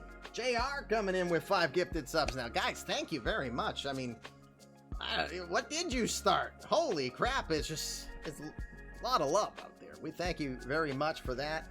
Let me get the baby buck added to the Dodgers. Then we will scoot right over to the Mariners here. I think I'm going to cut a little bit of some of the pomp and circumstance I've done on looking at teams because I want to make sure that everybody gets their chance to do their second round picks. Remember, we do have to be done by 10 o'clock tonight due to our relationship with Out of Park Developments. So here we are. We are now halfway into this first round of the draft. We now will look at the Seattle Mariners. Mariners, unfortunately, have already called it a season in regards to their playoff hopes. Again, Mariner Mafia You've got phenomenal talent there. You've got Pepe Clark, Los Dotados, you've got Eric Kelly, you've got Pedro Serrano, you've got JT Realmuto, and you've got a whole bunch of complementary players around it. You're starting to see them build that pitching talent with having the phenom Justin Fuller start to lead things from there, but it still needs time to season, I guess, and grow as the Mariners feel it's not going to be their year, and they're already playing for next season at this point. I just noticed by seeing a certain amount of balls of yarn, I just noticed I better make sure.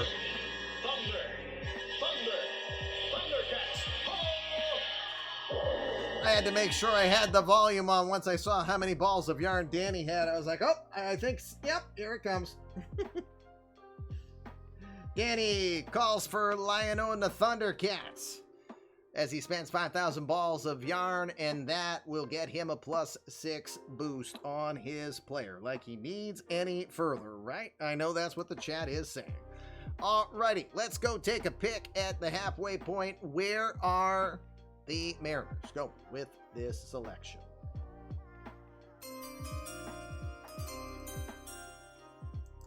They will go after the Puerto Rican who's nicknamed the Devil, Luis Serna.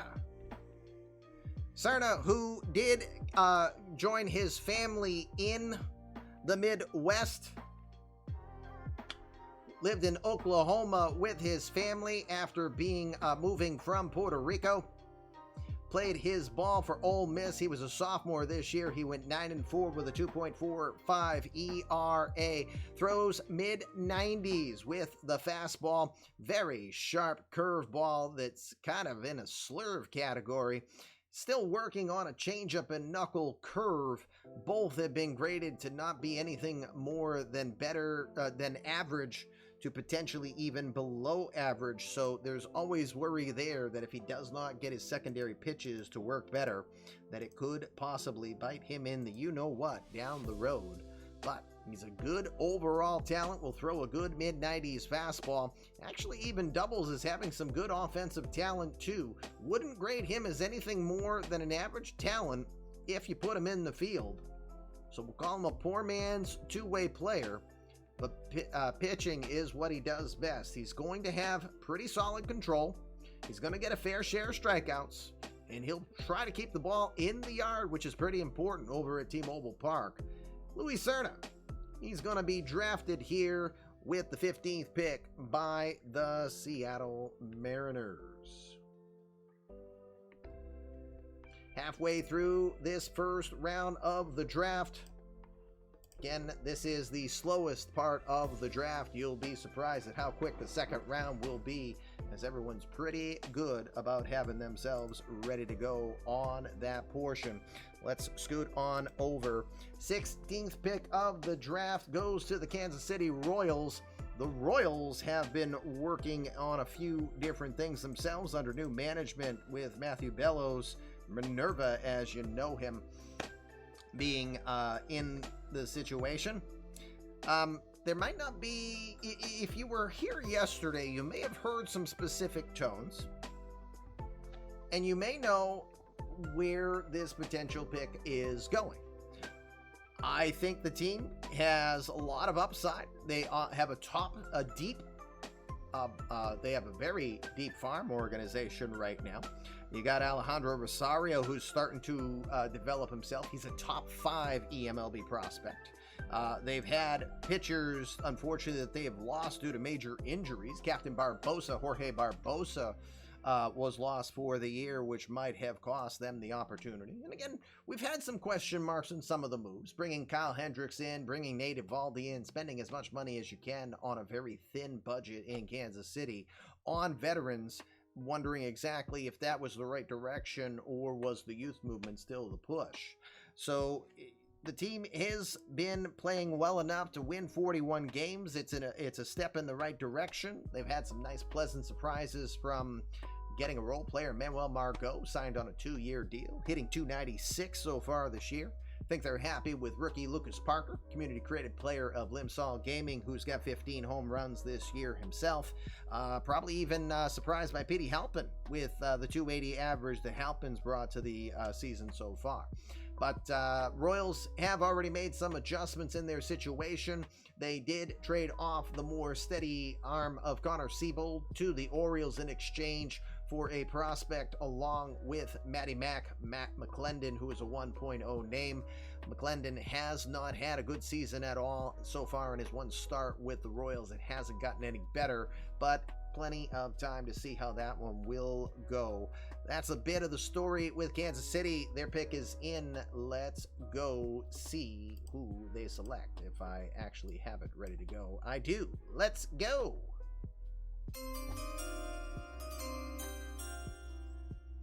I don't think there's any surprise for anyone who was paying attention yesterday.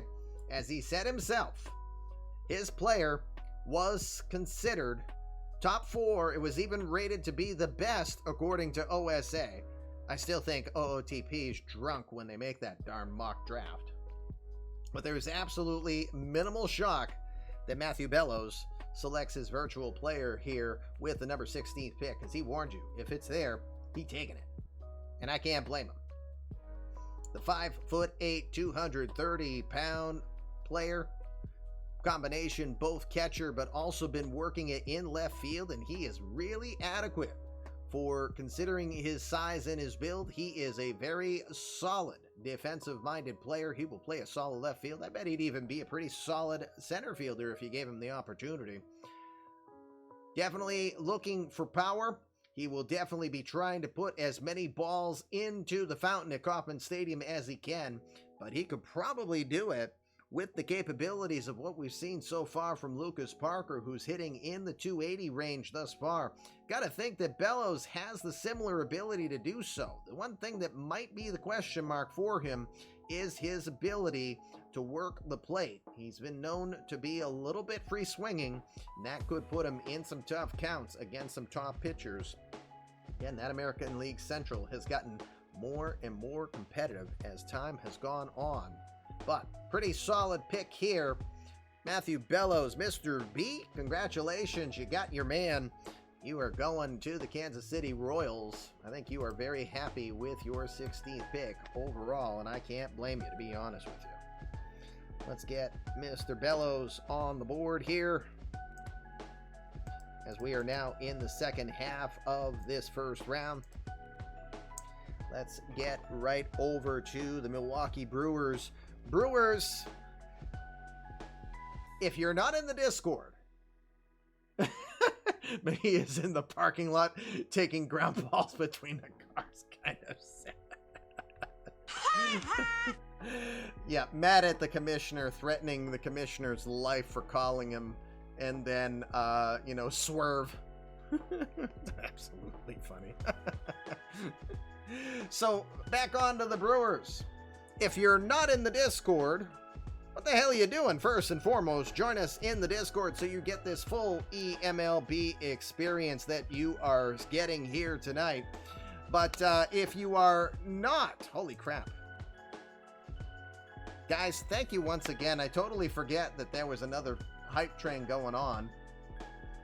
And another 35 subs. Wow. Thank you. I cannot say it enough. I sincerely appreciate it. 2 level 5 hype trains. Never, ever imagined that being a possibility for a niche baseball, commissioner. But thank you again. Onwards to Milwaukee. So as I kept saying on the Discord, we just had an announcement from Jason Hillman, long-time Day 1 1.0. We have 7 1.0 presences of GMs here in this league still, and 3 of them are Day 1 representatives. Chris Holland, although he, again, only came back to us recently, Bill Doran, the Red Sox, and Jason Hillman were Day 1ers, inaugural eMLB 1.0ers, which means they put up with me for 22 years at this point. Real life years, that is. Brewers putting Nolan Arenado and Christian Yelich on the block. Are they giving up? You can't think that that's the case because they are right in the thick of it against the NL Central. But I got to think Anju Pays must have loved that announcement today when he's putting Arenado and Yelich on the block. It makes you go,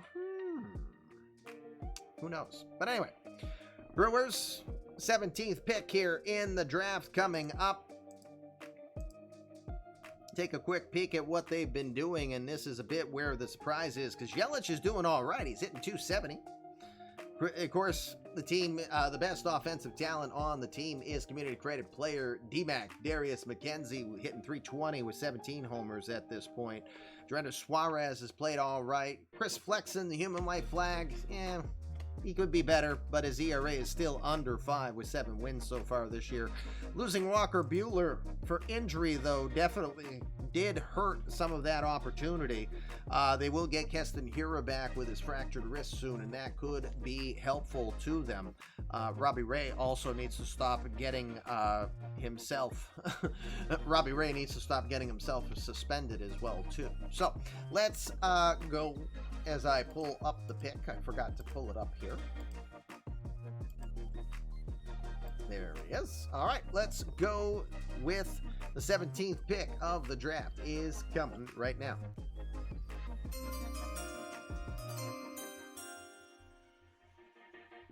The Brewers will select third baseman Josh Gray from Eatontown, New Jersey. He's a senior in Staten Island, New York at Tottenville High School. Hitting .429 with 7 home runs in abbreviated season, 21 games as a senior. Phenomenal eye, a great arm, but questionable on his range. He's just questioned on whether or not Greg has that ability. If he has that ability to play the hot corner with good reaction, he might be better positioned to be a first baseman in the future. Nonetheless, he's a third baseman here at this particular point. Great home run capability. Can see a lot of slides for Bernie the Brewer here in the future. As you take a peek at the player himself on the profile. My apologies, I meant to get that sooner. See, I got in such a focus. Screen change. He'll be average on his ability to hit for average. They think there's enough holes in his swing that he could be exposed there. But when he hits the ball, it's going to be hit a country mile, which probably works well in Milwaukee. Josh Gregg, the 6'4", 200-pound left-hander from New Jersey, is going to be drafted 17th, by the Milwaukee Brewers. Pete went to Tottenville High School. Very cool. Isn't it nice when things like that just gel? All right. I saw that Brendan had a nice reaction. I think he knows who he's getting. Thank you for not spoiling it. Second.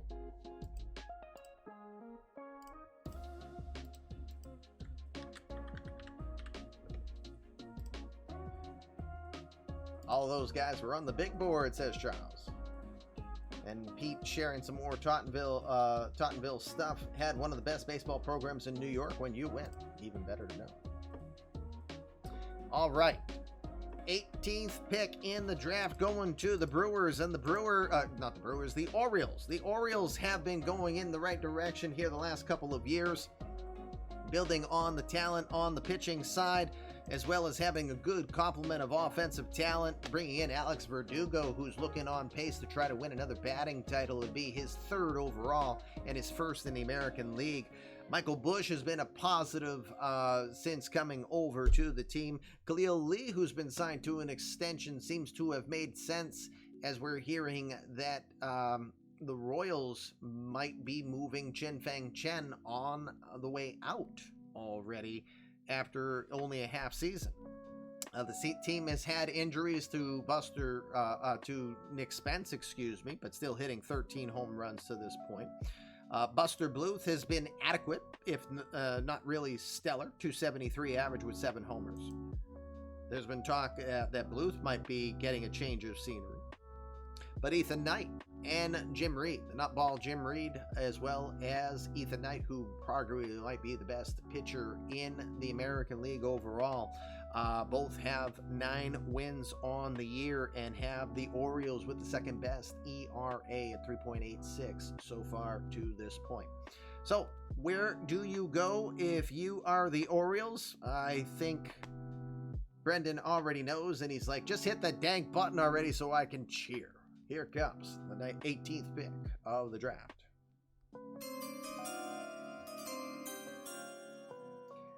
They're going to go with a 1.0er, Derek Besco.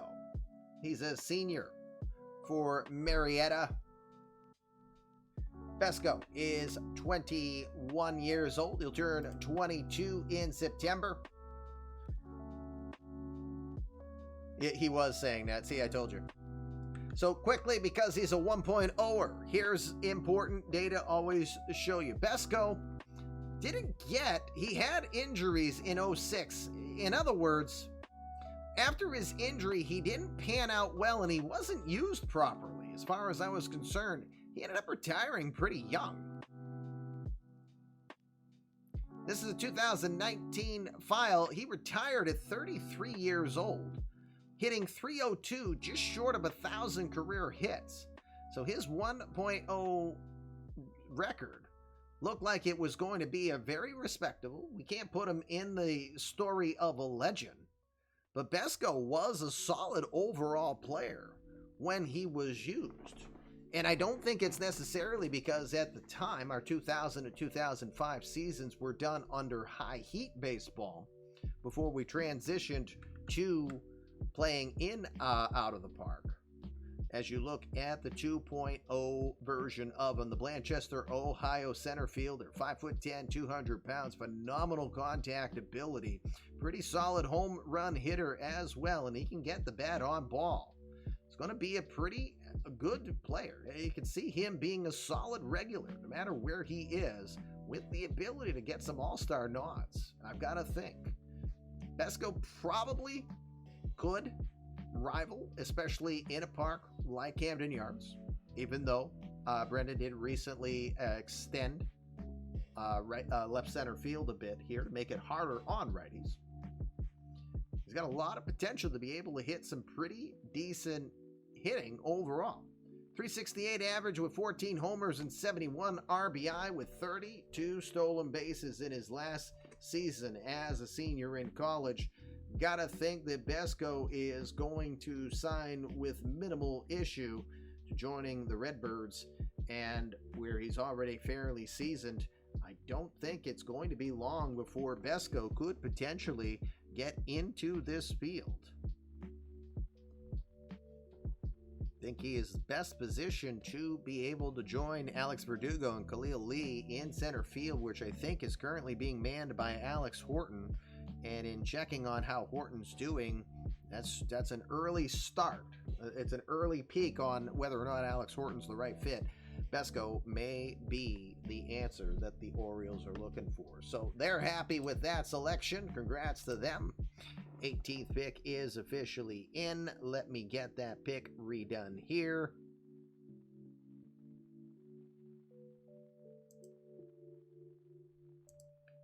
Oops. 1 second. I forgot to add Greg on to the Brewers. There he is. Then I'll get Besco.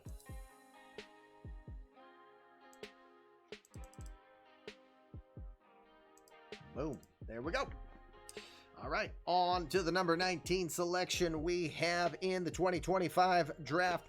That gets us over to the Minnesota Twins. The Twins have been a nice story to look at in a variety of ways. They've been able to come from behind and give some very telling stories where they've almost made it. Last season in particular, they ended up being 1 game back on the Tigers from making the playoffs. So far, they come into the All-Star break 1 game under 500, but I don't think they're too terribly disappointed with where their overall play is, while they haven't really stuck out on anything. Laurent Smith is doing exactly what we expected he would do. He's got 21 home runs, just hitting around 250 though this year, so maybe that's the one glaring oversight on it. Jack Peterson, who signed that 8-year deal, is hitting 242, but only 15 homers and 57 runs batted in. Brewster Gratterall leads the pitching side with a straight 4 ERA and 6 wins. Emerson Hancock just a few points behind him. Jose Barrios is a 4.7 ERA.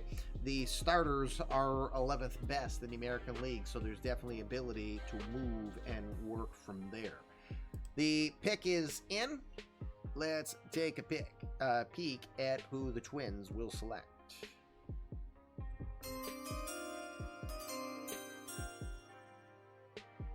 Twins will go and pick the freshman from Pepperdine, Bartholomew Han. That is the community-created player of B.F. Hiltz. Hiltz told me he was taking a minor out-of-the-park break, but I did check in with him. I did hear back, so hopefully he will know that he has been selected here overall by the Twins with the 19th pick of the draft, and it's a pretty solid one overall.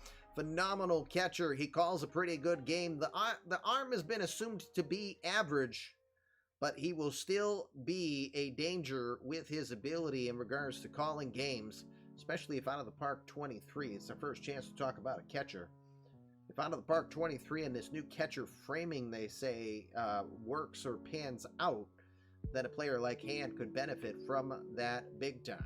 The left-hander should benefit playing at target.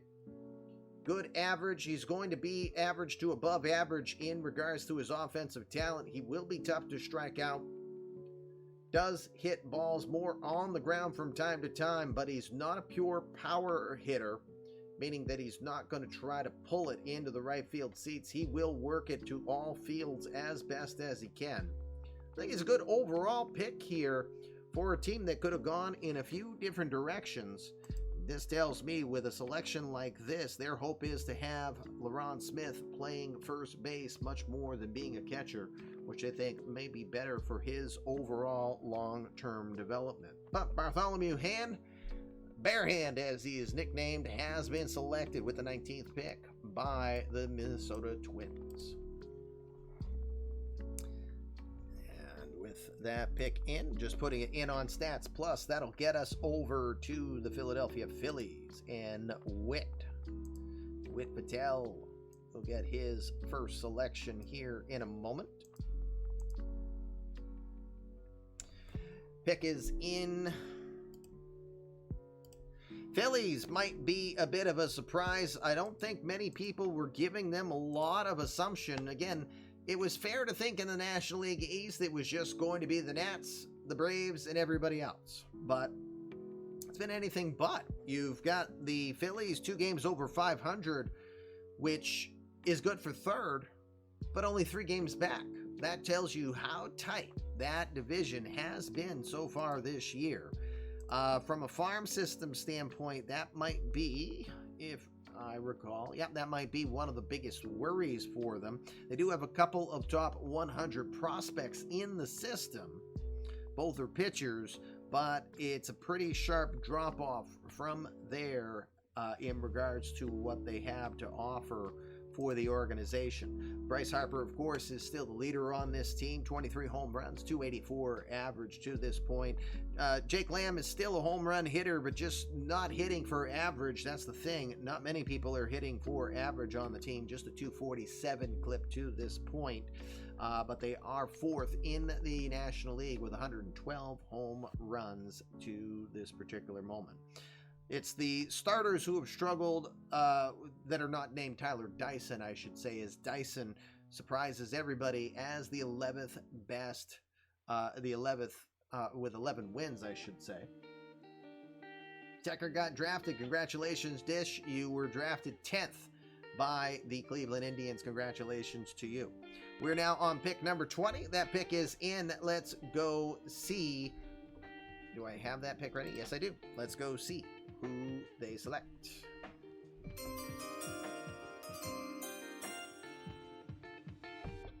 Not too much of a surprise here. Witt decides to go after his community-created player. He will draft Blake Bortles. Where, if you know the show The Good Place, then you will know Blake Bortles is a constant topic of one of the players in that particular world. It's a funny show. I love that show. Felt it ended one season too early. Another freshman from Oregon. What the heck they put in the water up there in Oregon? Solid control. That might work very well to Bortles' nature. 6'5", 225. He is definitely a solid, imposing presence on the mound. But what is probably most fooling about it is the scouts are thinking the best pitch he has to offer is when he brings the off speed to the table, throws a mid-90s fast sinker, complements that with a cutter, and also has the changeup that works well. The biggest question mark he's had is if he can go deep into games. He has had a little bit of question mark on injury history. He did have a successful freshman year going 10-3 with a very stacked Ducks lineup. Boy, the Ducks are just in flames, having lost Jandy Ronson, Danny Smith Jr., and Blake Bortles now.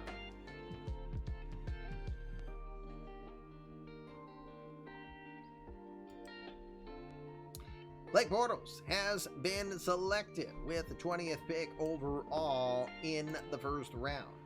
That'll get us over to St. Louis. Let me get Bortles on the board here first.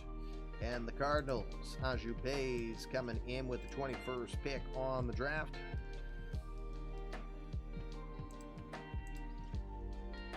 For the Cards, they have been picked as the top team.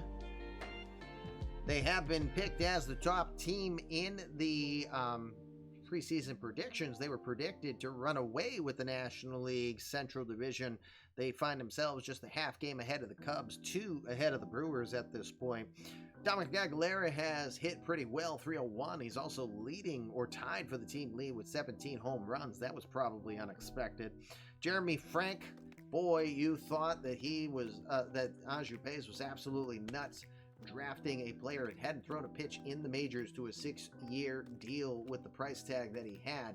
Jeremy Frank, though, has got 8 wins, a 2.88 ERA, and he has an all-star appearance to his credit. So well played for Anju and his team that were hot after some of the top free agent talent. They got a player that was 26 years old, signed to a deal that will have him through his prime years, and they've got to be thrilled about that. Tanner Burns, Dakota Hudson have pitched pretty well too. Can't complain much on Jack Flaherty as well. All of them combined to be the 3rd best ERA for starters at a 3.98. Bullpen, middle of the pack, but it's a better ERA than the starters have possessed. So it's been a good situation overall.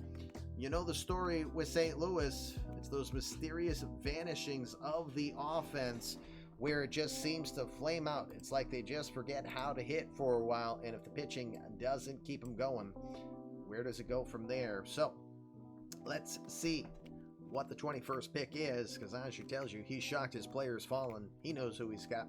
Let's see who it is.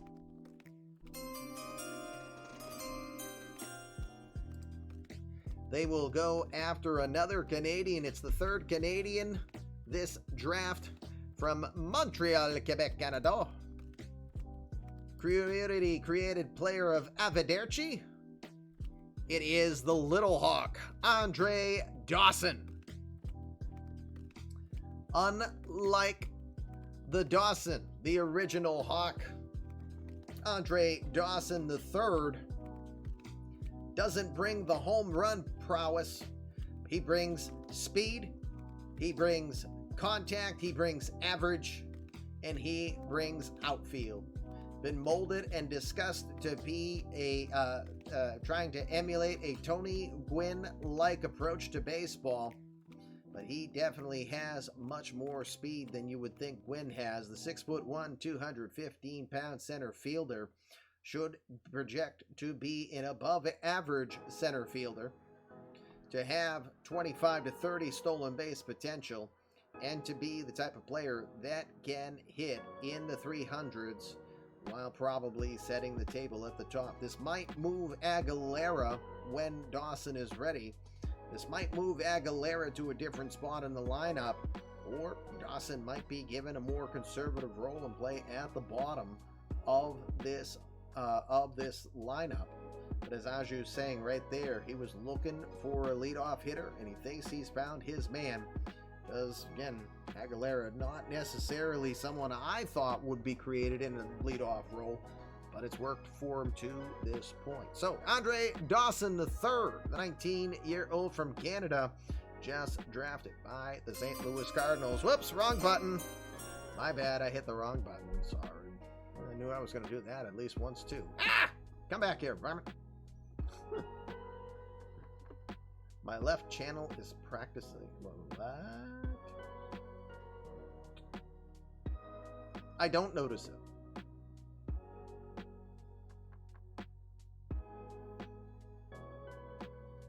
Unfortunately, I'm not an audio specialist, so that's all like right over my bald head, and you know, that's never good when you don't have hair to protect your head. You know, it's easy to show when you screwed up and got hit by something, like frying pans. So, all right. That gets us to the 22nd pick. Let me get the Cardinals pick in first.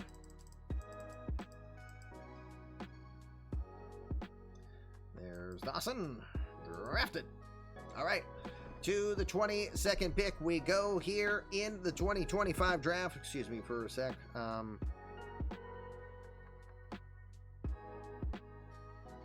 for fuck's sakes. Watch your language, bud. We're on the air.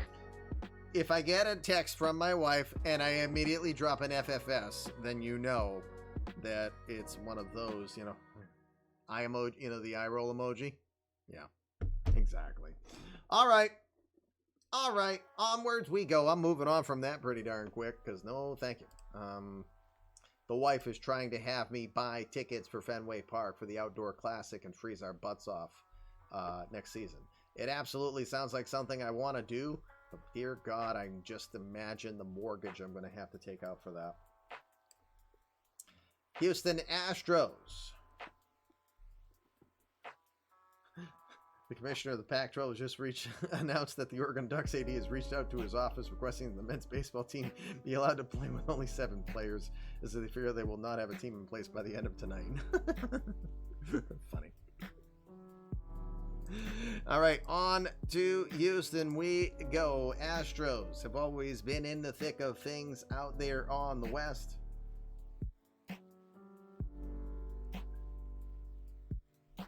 Oh yeah, it's a text I wish I did miss, to be honest, right now, but the wife is sending me pictures of, are we going to this? We're bundling up and going, right? So she's trying to automatically hit me up for the Winter Classic this year, and she's like, yeah, we're going to get tickets for that, right? You know what my wallet's going to say to that? Noah Syndergaard with a sub-3 ERA this year, 7 wins to his credit. Pretty consistent power across the board. You've got Seth Beer, you got Dylan Cousins, you got Kevin Prue, all tied for 17 home runs. So the team, maybe surprisingly, is not top 5 talent offensively, but they're still hitting the home runs. That's not the problem. Oh, you're gonna go? That's right. The Pirates are playing. So Cody, if you're going, maybe we're gonna have to make sure that we can hook up there. So it's only gonna be like 500 each. Yeah, indeed. I'll have to stream 7 days a week to get to the Winter Classic. You're probably not wrong there, dear Lord. I mean, that sounds like a hell of a time, but yeah, I'm also thinking I'm going to look like an icicle by the time that one's done too. So, all right, let's get to the pick so we don't lose too much time. I will freeze my duff off to put it mildly. You ain't kidding. And I know my teenager won't go because the kid could be in 90-degree weather and she'll be like, I'm cold. Yeah, that's Rocky Draws, by the way. So let's go see more of Rocky Draws' work. Here comes the 22nd pick of the draft.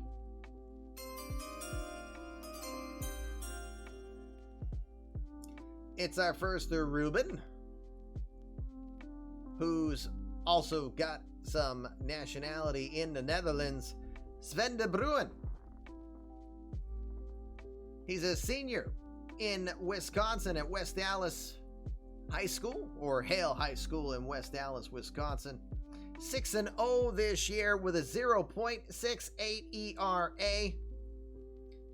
112 strikeouts and 66 and a third innings of work this year.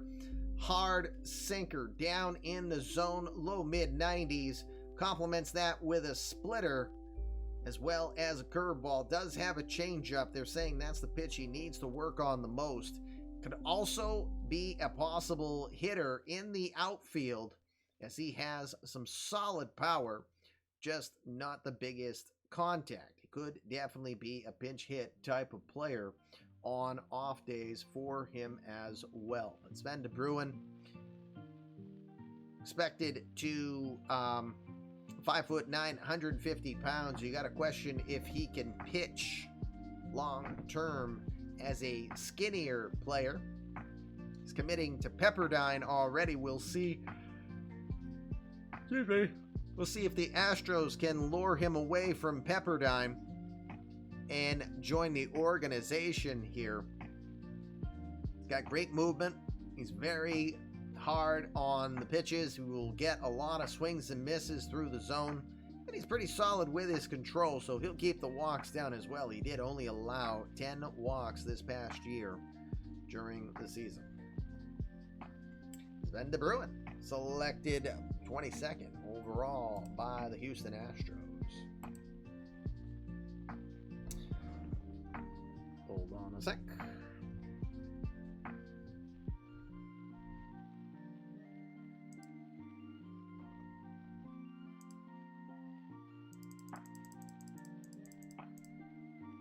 Oh, I think I missed it. Yep, there he is. I got De Bruin is on the board. That'll get us over to Texas.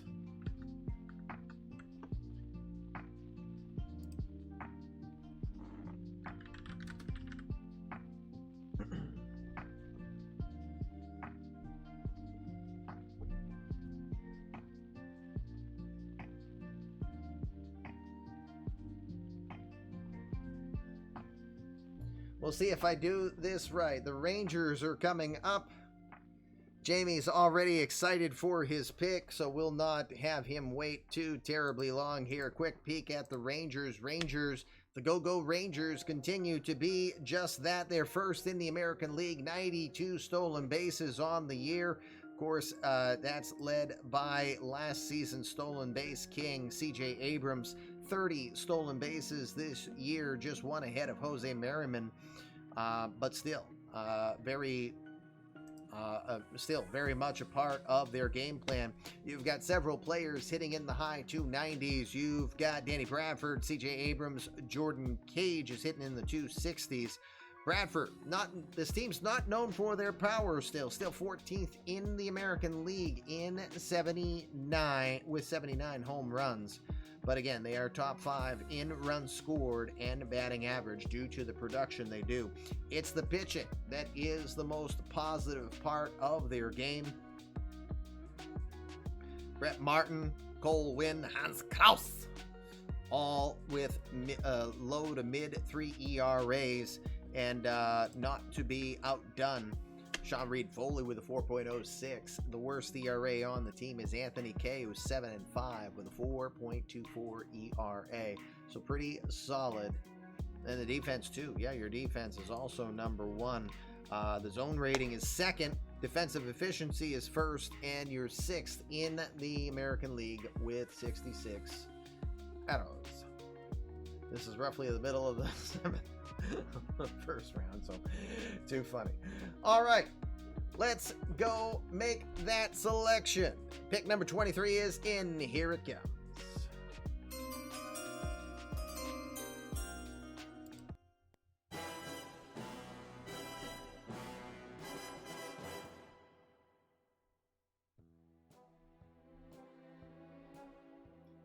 Oh, that's not the right one I wanted, though. So quiet. Darn it. Can I find a better one? Nope, apparently not. Oh, well, I tried. There we go. We'll go with the old style stuff. Bond. James Bond.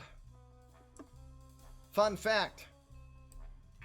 This was my nickname growing up. If I had $1 for every time I was named James Bond, I might be as rich as Jeff Bezos.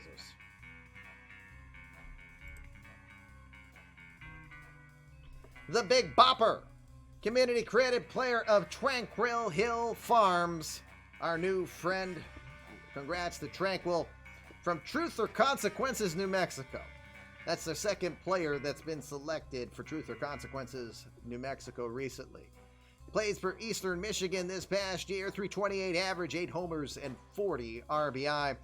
Good contact, great discipline at the plate, knows a good difference between a walk. He'll handle the corners very well when he's pitched to. He's got the ability to really control the game on several ends, but what he's really going to bring is the ability to really develop. He's got a very good athletic personality, 6 feet, 220 pounds, and he seems to have easily taken on this game after having more of a background in your traditional English types of talent. Bond has been selected with the 23rd pick by the Texas Rangers. I think he will fit the mold very well for the Rangers. Congrats to Jamie Thurman.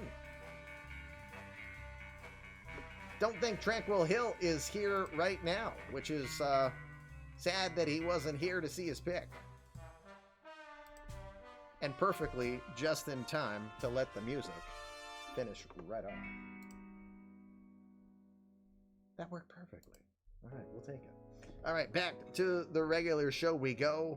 Sorry to Andrew, he's going to have to edit all of that out later. I know he's going to tell me, you do you, Commish. Bond is aboard. That will get us over to our next selection here. We got the Atlanta Braves, and the Braves may be the most surprising team in this. Yeah, that's true. They've messed up the partner stream. That's right. And I actually haven't sent over much lately, so I got to get on that. That's more for me and my what my regular job has been slowing us down on. So Braves may be the most surprising team this season for where they actually are, and that you don't expect them to be there, but it has kind of been a blow-up season for them. Excuse me. Wow, that burp came out of nowhere. 38 wins for the Braves so far to this point. Now, there's been some pluses. Antonio Alvarez has definitely come to as advertised as we saw him from the winter leagues. He's hitting in the 290s, leading the team with 19 home runs to this point and 51 runs batted in. What shocks us is that this team was built with pitching in mind, and the pitching has just fallen off the planet. The starters, 5.29 ERA, that's 13th in the National League here, and it's just been horrible. Mike Soroka, who just signed that 7-year extension, 6.41 ERA. Sean Newcomb likes Mike Soroka so much, he's duplicated that. Exactly. Same amount of innings, same ERA, 6.41 to this point so far. Connor Thomas, also not doing so well with an ERA in the 6s. We know injuries have been a little bit of a challenge. Max Fried was lost for a torn rotator cuff. He is expected to come back in right towards the end of the season. That will not help the Braves, who are most likely not going to make the postseason here. So it'll be interesting to see what moves do you do. We've heard rumor that Freddie Freeman could be on the block. Freeman still a very respectable player, 268 average, 7 homers and 29 RBI. Definitely off his 37 homer, 120 pace from last year, but still a respectable player at 35 years old that some team could benefit from on a playoff run. We'll see what moves they decide to do. With that, let's take a peek at who the Braves have selected here for pick number 24.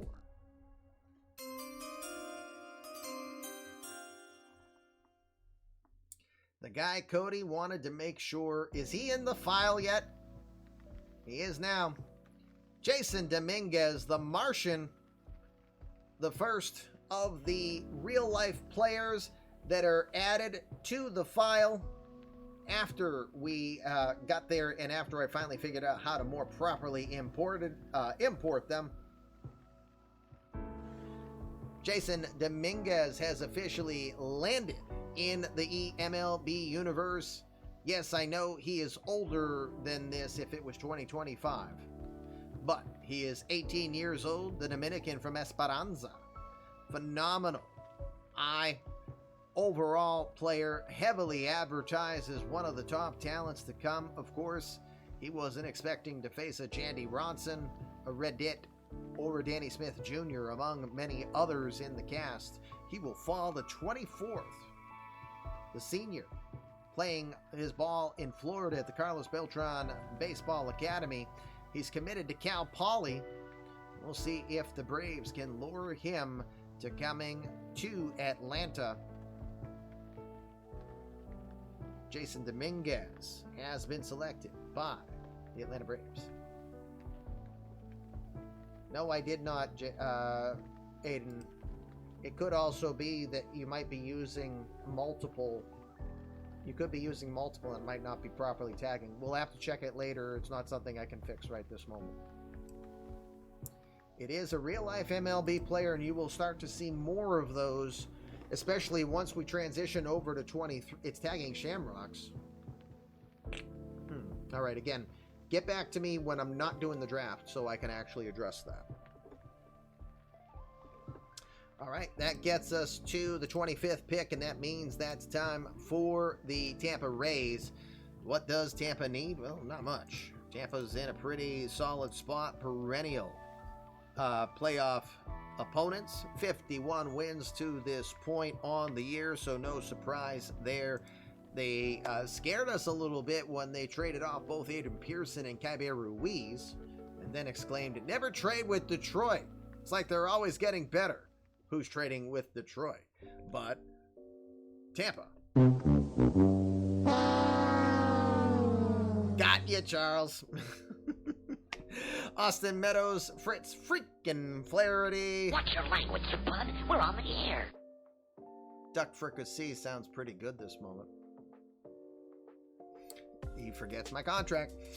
Murdoch Aldrich, Austin Meadows have been hitting the home runs. Tyler Callahan's also done pretty good there. Ben Spears, the pride of Tewksbury, has been pitching well. A little bit of unluckiness from time to time for him. Jim Giesler, again, keeping in mind. Sorry, Aaron, gonna say it any chance I can. Fritz Flaherty, Jim Giesler, once property of the Arizona Diamondbacks, traded for Tyler Glasnow in a 2-for-1 deal. And I'm going to chronically say that is still the best deal that the Rays have made and the worst deal that the Diamondbacks have made. All right, so you got a team that's perennially top 5 on both sides of the ball here. Pretty much you can think that they could go in any direction here as we look at the farm system. The farm system, remind me, well, yeah, it makes it even better. Top 5 out of 30 right now. Oh, yeah, that's because he got some guy named Florinio Espinoza, who's the 7th rated prospect. They also made a trade to bring in Alex Doc Luger, a 1.0 legend that we had. And some guy who will tell you that you're killing him, Smalls. Hamilton Porter, the great Hambino. Why both Pearson and Keibert Ruiz were traded, because they believe the future is in the great Hambino. Update the Braves pick. Thank you for reminding me. Yes, it would be helpful if I did that. Let me do that before I introduce our selection. All right, Braves selection is in. I might as well preset the Rays selection as I get us ready. We'll transition you over to the selection.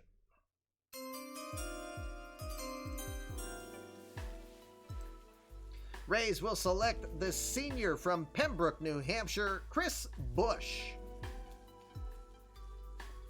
Originally from Valley Falls, Rhode Island, the New Englander moves up a little north, playing his ball in New Hampshire, where he went 9-0 this year. with a 0.89 ERA, just over 100 innings, and striking out 171 players. Absolutely impressive talent. Mid-90s fastball. Great control on that fastball. Complements it with a sinker to keep the ball on the ground, and has a pretty respectable changeup. Always thinking that if he can develop a solid fourth pitch, this could be an ace caliber player, which is saying a lot on a team that has Giesler and Ben Spears on it. Chris Busch, who's known as a workhorse, every year of his career in high school had him play over 100 innings.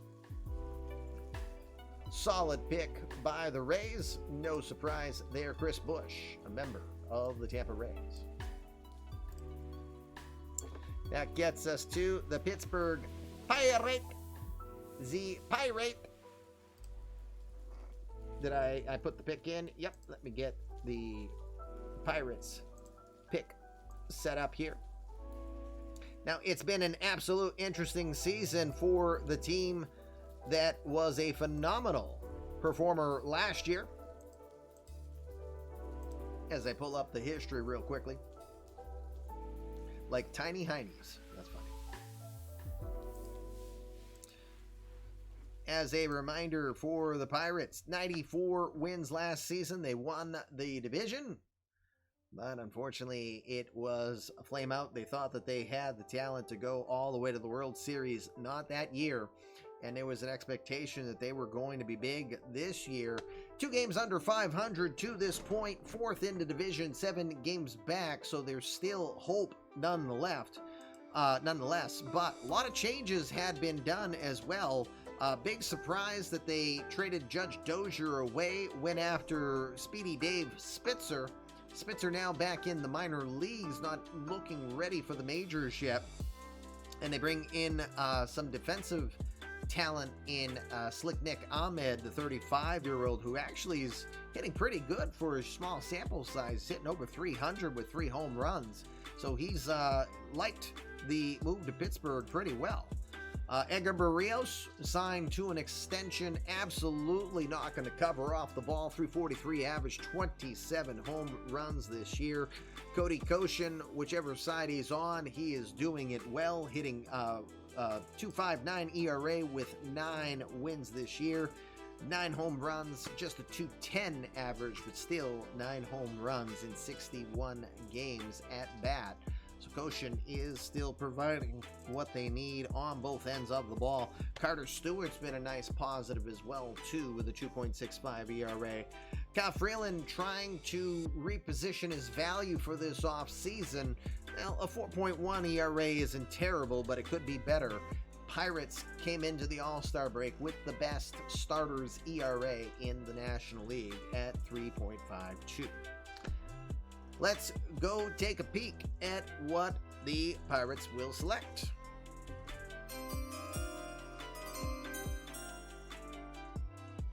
They will go after the Californian Jeff Hudson, the 6'6" right-hander who's looking to go to Vanderbilt unless he will sign with the Pirates.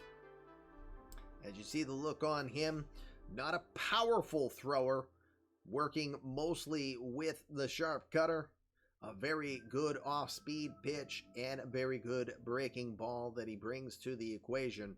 It has worked very well for him the last couple of seasons, as his ERA is south of 1. His whip has always been below 1. He's considered a very astute baseball mind and a very good judge of the strike zone. He will study his opponents very well. The question is, can he keep that ball in the strike zone and not be prone to the walks? He also, from time to time, has had issues of forgetting when runners are on base, probably because he's so used to not having any runners on base that he's considered to be a little lapse in concentration and could be prone to the running game. So we'll keep that in mind and see if that is something that improves. Jeff Hudson, though, has been selected 26th by the... Oh my God, I did it again. That's twice. Twice that I've pulled the pirate. No! Hi. Jeff Hudson, selected 26 by the Pittsburgh Pirates. Gonna get close to 100 by the time he gets to the bigs. Ah, I see what you're going to do with him in the off-season training program. All right, Pirates are in. 27th pick is coming. We've got 6 picks left here in the 2025 first round of the draft. Again, when the first round is done, we're going to go to the second round. It's almost 9 o'clock. The good news is this will not take incredibly too long once we get there. So in the interest of trying to make sure we can get there at a decent time, let's get over to the Detroit Tigers. Tigers, of course, had that phenomenal season last year. Please give it a look. Boy, here we go. What DM? Or are you talking a Twitch DM? Yes.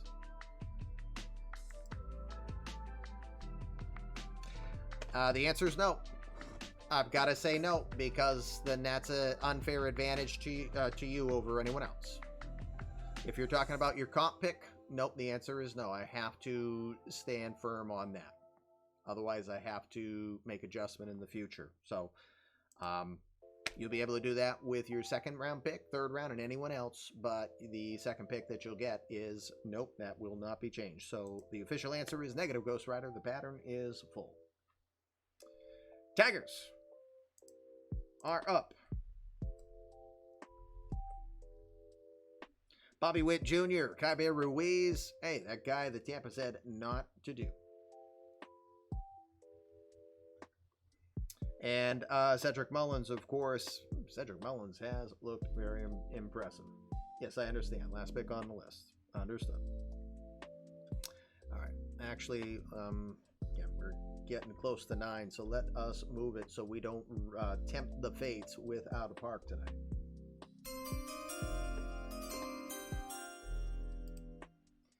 They will go after community-created player of Great Scott! Donald LaFay, the Dandy Don, has been drafted. Detroit shan't be thinking about this one, he says, as they are thrilled with their selection of Great Scott's community-created player.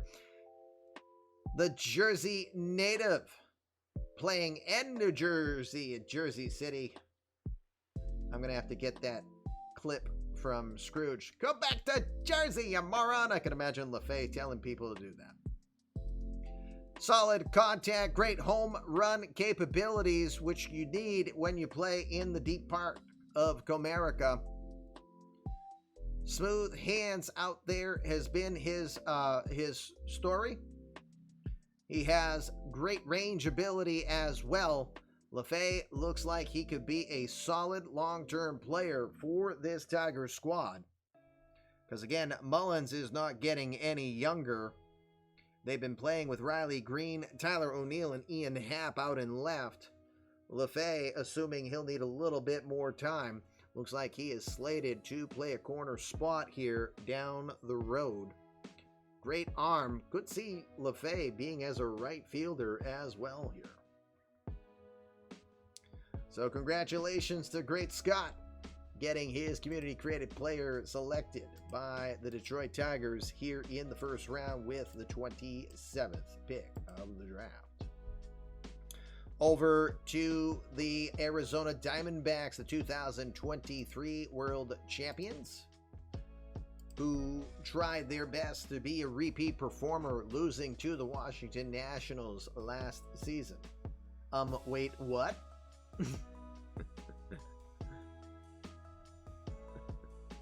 Great Scott be like, what? You've lost so much on Heist tonight. That's an F.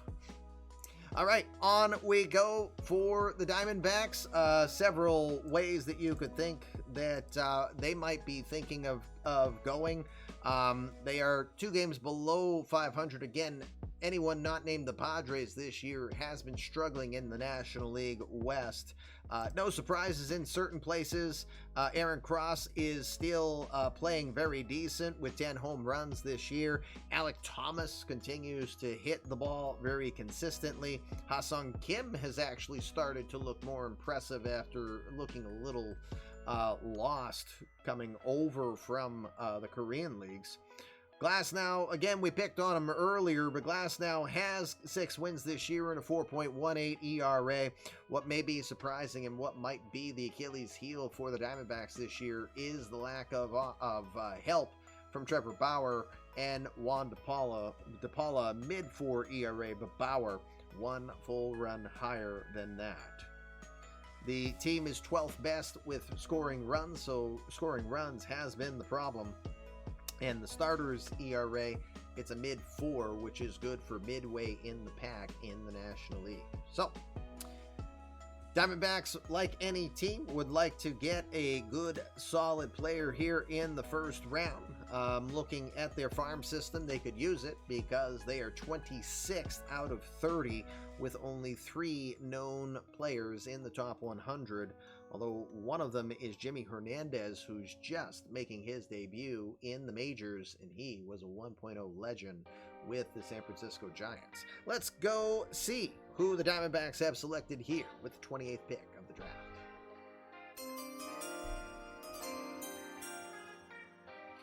They will select Juan Vargas from College Station, Texas. He has moved with his family to Brookville, Pennsylvania. He's a senior there, 10-0 this season with 173 strikeouts. The 5'11", 160-pound right-hander. Absolute dominance of the strike zone. He pitches like he's 5 feet away versus 60 feet and 6 inches away with how concise he is. Committing to Baylor so far, brings a mid-90s fastball, complements that with a sinker and a cutter. The concern with him has been that all he throws is hard stuff and tries to throw it of multiple variety. He doesn't bring any breaking pitch or any off-speed pitch, so the worry that's been on Vargas is that he could be predictable to the top talent of the major leagues. Vargas definitely has the talent. It's the question of whether he can build anything further than that. Arian says shades of Mariano Rivera. That is fair. But Mariano Rivera pitched in short stints. I don't think you would have gone after Vargas if you were trying to get a closer. Some people did that and have learned pretty quickly you could get those guys later. Juan Vargas has been selected with the 28th pick by the Diamondbacks here in this round. Might be the best pitcher on the board here at this point. And with that, we'll go to the 29th pick. I don't believe Pirate is here. Pirate has been caring for his ailing father, so my thoughts with him on that, and hope all will be well. It is Pirates' turn. The Diamondbacks, the Washington Nationals, who did defeat the Diamondbacks to get to the World Series last season. The Nationals are regular contenders for the top of the board.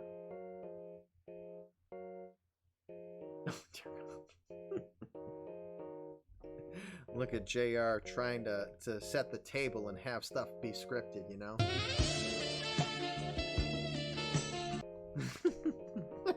Oh, there's Pirate. Hey, sir. Good to have you here.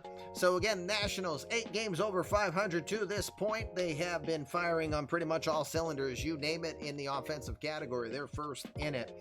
Jose Anthony, 318 with 20 homers and 56 runs batted in. Joe Diggs' little brother Mark has come in, and boy, has he made his presence felt. Wow, what a start to his career. 451 average, 14 homers and 36 RBIs. Someone get a scouting report on that guy and figure out how to get him out. He gets the job as chief of video productions for eMLB if he doesn't pan out as a player. Well, that works for me. So less is more. I need to learn more to delegate as best as I can. All right, so Pirate could go in many directions, and he's got a lot of talent to work with here for the time being, and he's got it well positioned for another deep playoff run. Where do the... Hello, is the player? There he is. Let's bring up the selection that the Nationals have selected here at pick number 29.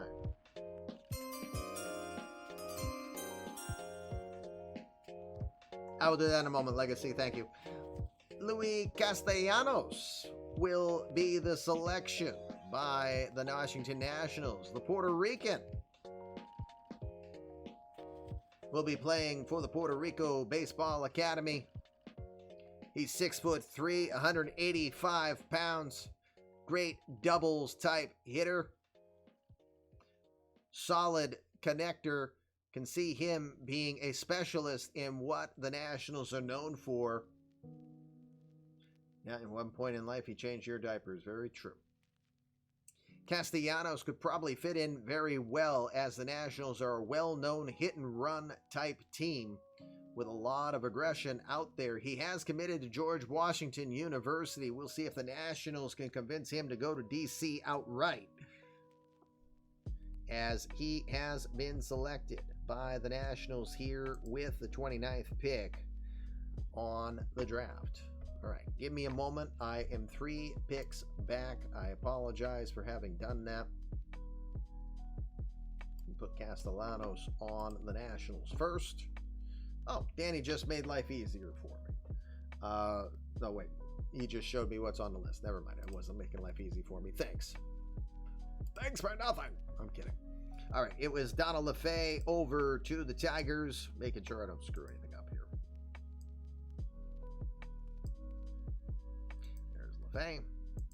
Then we got Juan Vargas to the the Diamondbacks. I'm going to keep doing that, aren't I?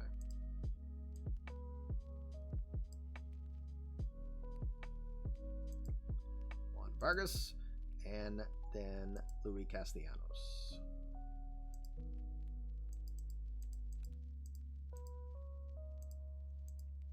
Excellent. All right. We have 3 picks left here in this draft, and we will get to the world champion Los Angeles Angels. Angels have the 30th pick here, and they already woohooed. So it feels like that they are going to be thrilled with the name that they are going to see coming across the board here, as they have their selection in. World champs, well positioned right now to try to go for another potential run, but they are chasing a little bit right now as they are going after Texas in what is a very tough division. Yep, and that definitely does not make anyone in the American League West feel happy that the world champions are picking 30th and then 32nd here. So let's go give a look, since again we want to get to the live portion of the draft here with some time left. Let's go to the pick. Don't ask me who the comp pick is for right now, because unfortunately Out of the Park does not keep track of that, and I didn't write it down either. So it is what it is. Juan Ramos has been selected. I hope that's the right pick, because that's what I thought I saw. But Juan Ramos, another Puerto Rican, has been selected, this time from the International Baseball Academy. You take a pick at the tall 6'6" San Juan Puerto Rican. Great contact, considered to have second-tier home run power. Could we be looking at the replacement for Mike Trout when Mike Trout's days are done? Or when Mike Trout might be ready to move to the corner? I don't know. The one question mark about Ramos is he a great defender as a center fielder? Probably not. I would see him more as a corner fielder. I don't know why he's listed as a center fielder here. In fact, I bet he's higher rated for that. A great offensive talent overall. 10 home runs this past season. Hit north of 500 every single part of his high school career. Lefty bats are huge in your park. So I think Tom is a pretty happy camper with his first selection. You still can't change your second, though. But Juan Ramos will be selected here with the 30th pick of the draft, which leaves us 2 picks away from being done with the prepackaged portion of the broadcast and getting us to the live portion of the draft. Let me get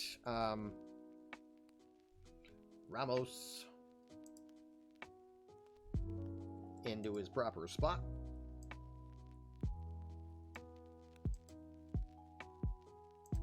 Ramos, the center fielder, has been selected, and let me get the next player prepared and ready to go.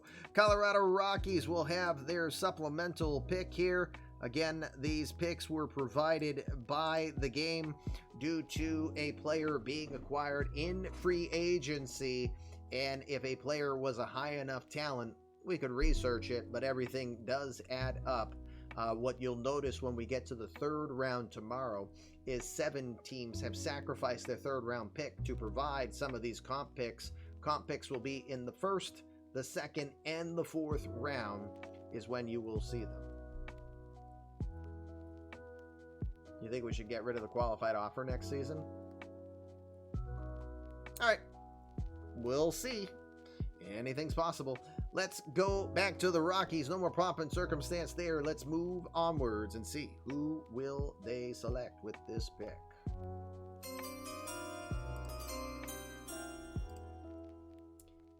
You go for Spuds McKenzie, eh? Thomas Spuds McKenzie, the freshman from Gonzaga. Originally from Idaho, playing for Gonzaga in Spokane, Washington, he is the community-created player of Split Ends. Split Ends, congratulations on your player being selected here in the 1st round, supplemental 1st round pick, but it still counts. The feisty second baseman doubles as a first baseman as well too, but probably better positioned over at second. Great speed, good contact, going to be a good doubles hitter. Could realistically see McKenzie being a future leadoff type hitter, or possibly even in a number 2 role if necessary. But McKenzie, the freshman who hit .315, 8 homers, 47 runs batted in, and 39 steals in his freshman year at Gonzaga, committed to the majors and ends up being a 1st round draft pick here by the Colorado Rockies. Got to easily think that this could be, as McKenzie improves, this could be an improvement on Brendan Rodgers there.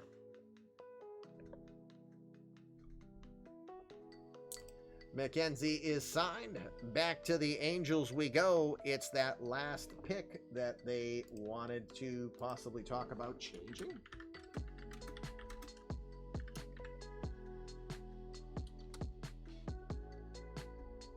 Okay. Well, last pick coming up. Let me get it set up.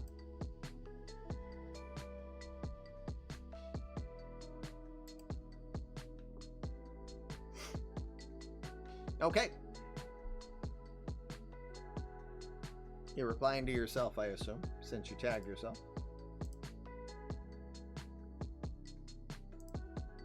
Okay, one sec. I just noticed I have a whole bunch of things open. Okay, good luck out there, Eddie. I see your requests. That'll be good enough for where we are at this point. Glad you're enjoying there, Tim. Even though you were picked long ago, but we're glad you're having fun with it. Time to get to our final selection in the prepackaged. Again, many thanks to my daughter, Rocky Draws, for her help on putting this together. We appreciate her energy on that. We're glad you enjoy the new eMLB Sportsnet studio. It is a work in progress. We will improve on that as we can. And again, we appreciate all of the GMs. Of course, we mentioned earlier we had to get rid of one due to their lack of commitment to the league, but we thank all the other GMs for their energy and putting all of the stuff that got us to what you have seen tonight. Final selection here in this 1st round. Let's go get it.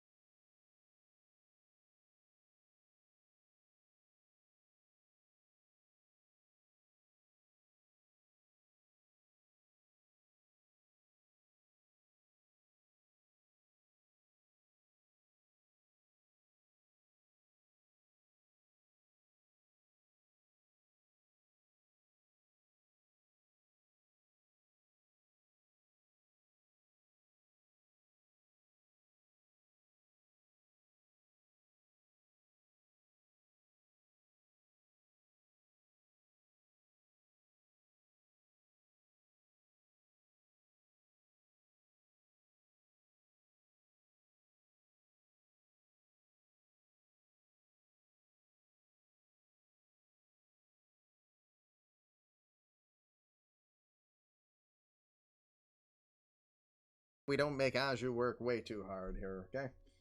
I can't do that to him. So, Qui-Gon Jinn has been selected by the Angels with the last pick of the first round.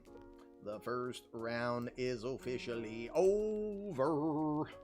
Let me get those final picks on, and then we will jump into the second round.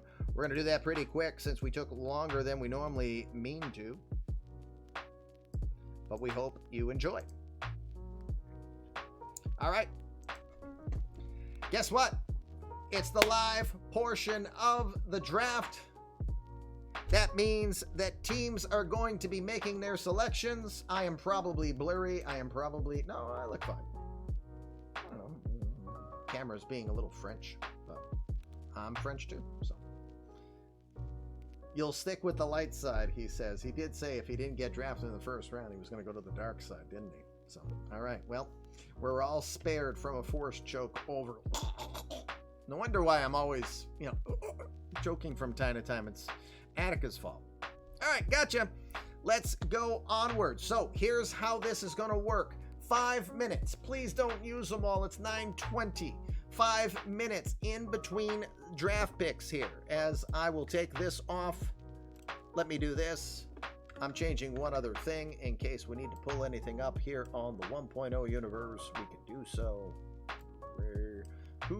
All right, I am good to go. San Fran will be our first selection here in this draft, second round.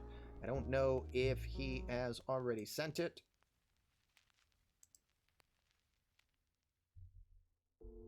If you're going to send it, Sadie, I'm sorry, Sean, Mike, you know who I'm talking to.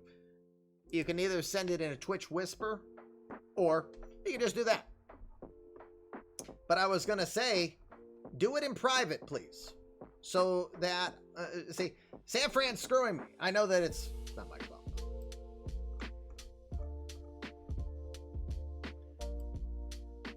I would prefer, that's the most important thing, guys. Do it in private so that I can,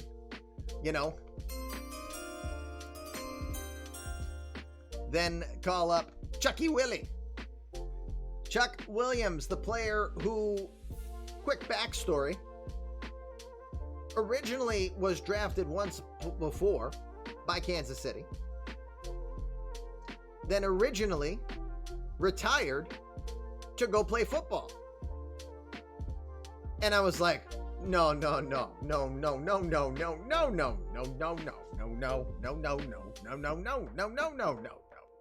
You ain't doing that. No way. I want to see what Chucky Willie does. The Stanford, California native, back mid-90s fastball, throws the fastball, slider, and splitter combination. Gonna have good stuff. There is the question mark on whether or not he has the ability to keep the control and movement there. But again, hold on. Pull them up here so you can see what I was talking about. Here is Chuck Williams, the 1.0 version of him. 151 wins in his career, 2,600 strikeouts, a little more strikeouts than career innings pitched, just over 1 strikeout per 9 innings. Did walk over 1,200 batters, though, and allowed 315 homers, so he can be prone to the home run ball. And in a park like San Francisco, we'll see if he can develop in the right direction. So, the second life for Chuck Williams. Technically, a third life for Chuck Williams as he is back. Okay, so I think you just put him in for me, Sean. So, yeah, it was you who messed me up to start, wasn't it? Naughty boy. Marlins are up. Eddie, I know you have issues, so I already have your selection. If you are wanting me to go in your order of preference.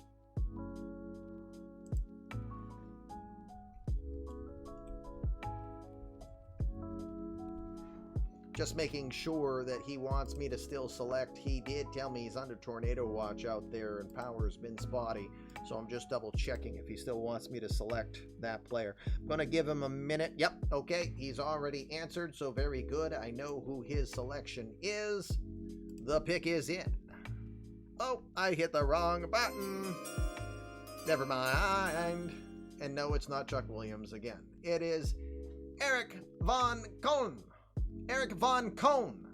He did teach me how to say it. EVC in NYC's community created player.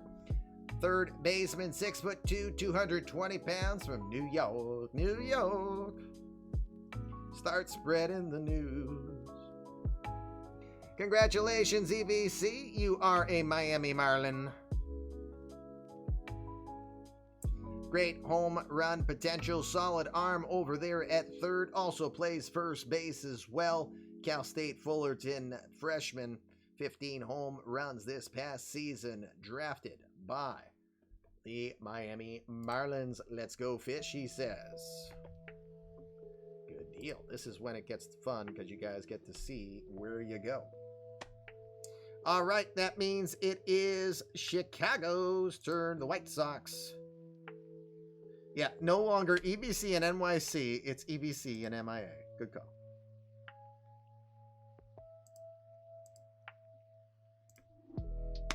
All right. So, Legacy, you asked the question earlier. If you weren't here earlier, then just as a reclarification, I do not do a wait list for the opening spot that I have. I will have people send me a DM and express their interest. I will look through that list. Anyone who expresses interest, I'm glad that they are. I hope that they still stick around if they're not selected, but I want to choose the best candidate at the time, and I will choose from the pool, not just put people in line, because the more time goes on, the more that person has less interest because they moved on to something else. But appreciate your inquiry. If you're officially, formally inquiring, send me a DM on Discord so I know. All right, let's get over to the White Sox on their selection. Josh, you made it. I think you did. Yep, I got it. I got your selection. Let me pull it up. I hope. Maybe. No? Oh, I know why I'm struggling. Because I'm on the wrong setting. Durr, commish. Let's go see the pick. I'm shocked. Jackson Hedges. He'll go bring in his community created player, the freshman at Auburn. War Eagle. 316 average this year. 6 home runs, 43 runs batted in. Respectable stolen bases. Don't think that's going to translate into the majors as well. Has the ability to definitely get bat on ball, get on base, and let players like Joey Best be able to knock him in. Shocked that nepotism is happening in this casino. What?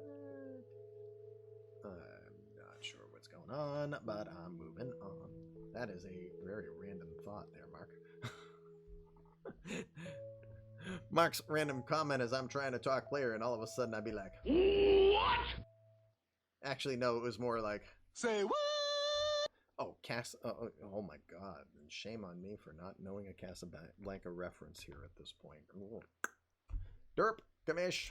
All right, Hedges has been drafted. Onwards to the other Chicago team. Twins 34 has his pick in for the Cubbies.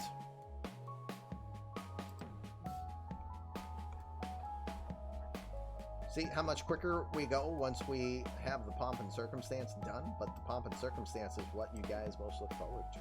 Oh, that's right. You know what? It hasn't been updated. GMs, if you want, as you make your selections now, if you're here, go ahead and do so, but let me do it for now. You can go ahead and do it, but let me do it. I'm just doing it so I can be quick.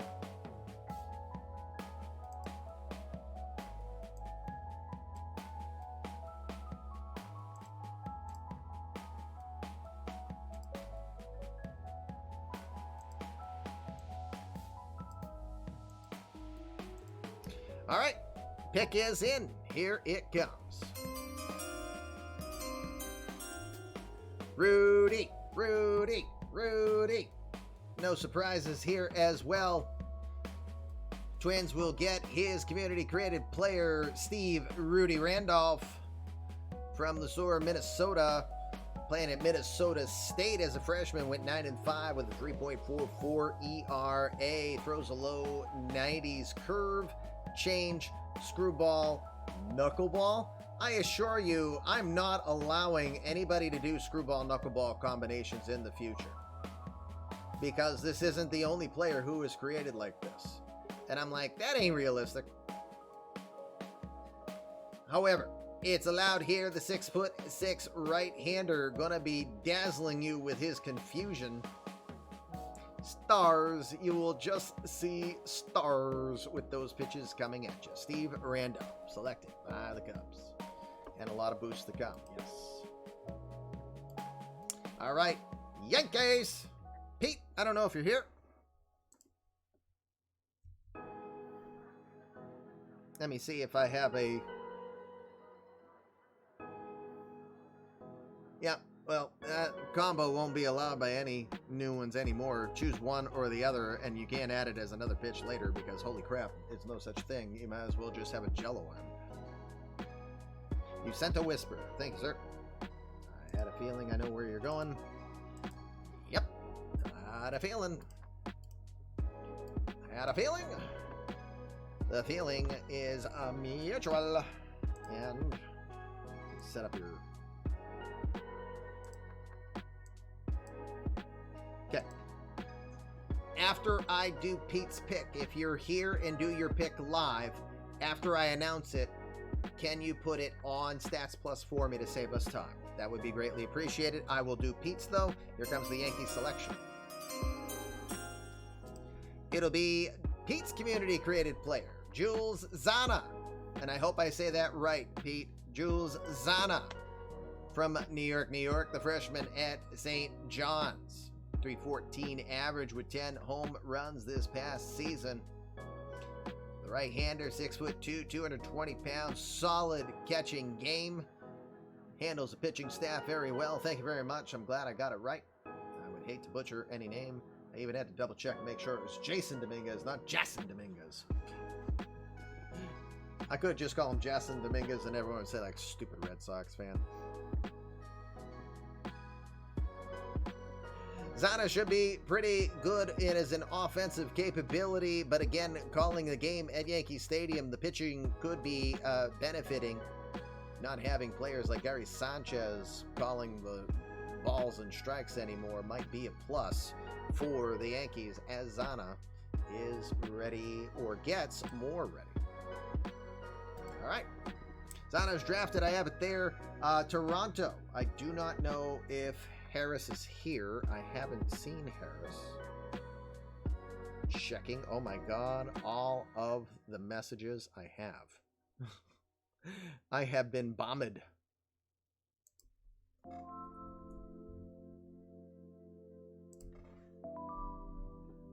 Oh, there's Harris. Awesome. Whisper is in. 6th selection is made.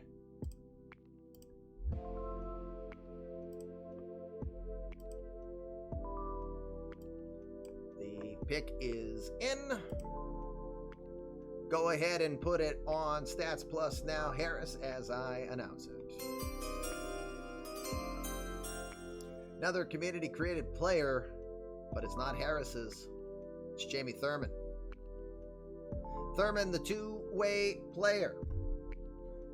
Switch hitter, playing in Texas, the freshman. And as we said, two-way capability. Slider, forkball, sinker, cutter combination, but better in the center fielder role. Nominal center fielder, should be a regular commander out there. Pretty respectable on the speed front and very capable of hitting the ball there. So Jamie definitely was hopeful that his player was going to get to further down, but now it is Jamie Thurman is going to Toronto. And just double checking. Yep, excellent. You put it in. So let's get over to Cincinnati as we keep her going. No, you don't need to be watching me navigate. Move over to that. JR. Where are you going? You've got your pick in. There's your call.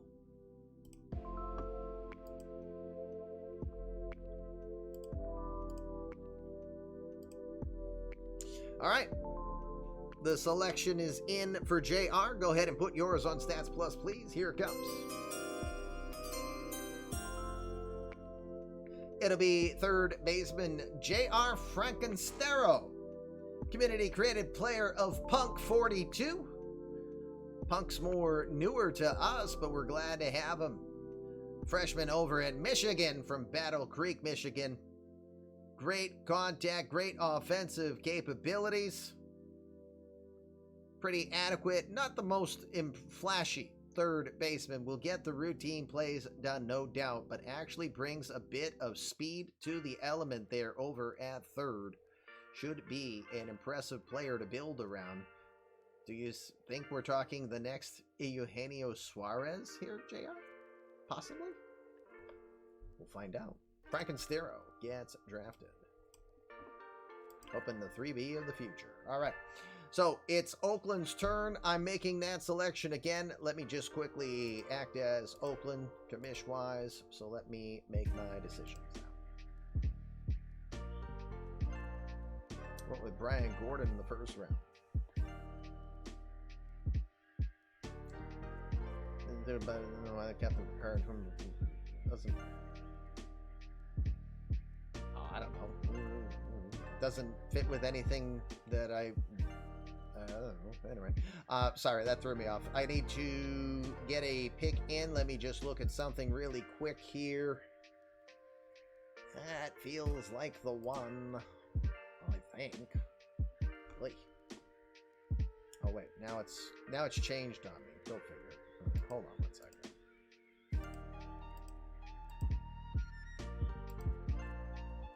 Okay.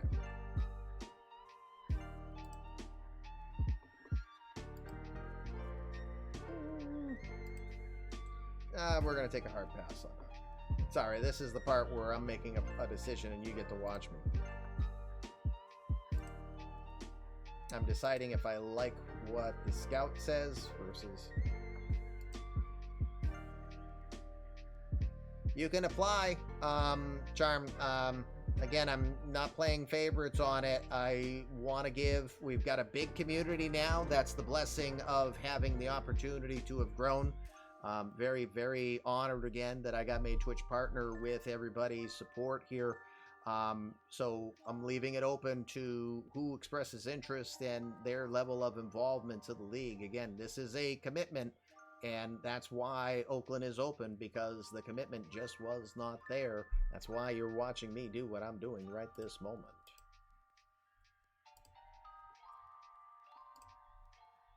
All right, I have the pick. Let's go check it out. From Latrobe, Pennsylvania, 6'2", 225-pound John Grayson. That is the community created player of Boo. Maybe that's why it was meant to be, since my littlest one is known as Boo.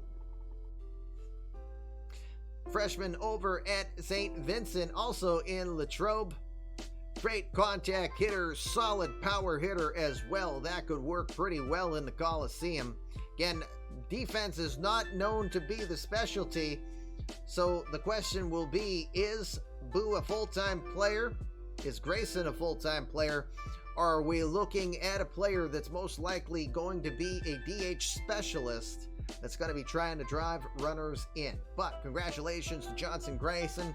That was the player that I felt was the best fit for the Oakland Athletics here with that 8th selection. All right, selected. Rockies are up. I think I have a list from Lloyd, because it is very late in Lloyd's world, unless Lloyd happens to be here. Let me make that selection of Grayson.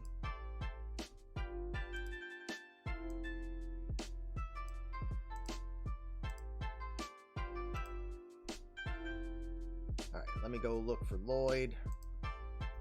All right, I've got a big list, so let me look through it, and hopefully I find someone that is open. I do, right away. Holy crap, that worked.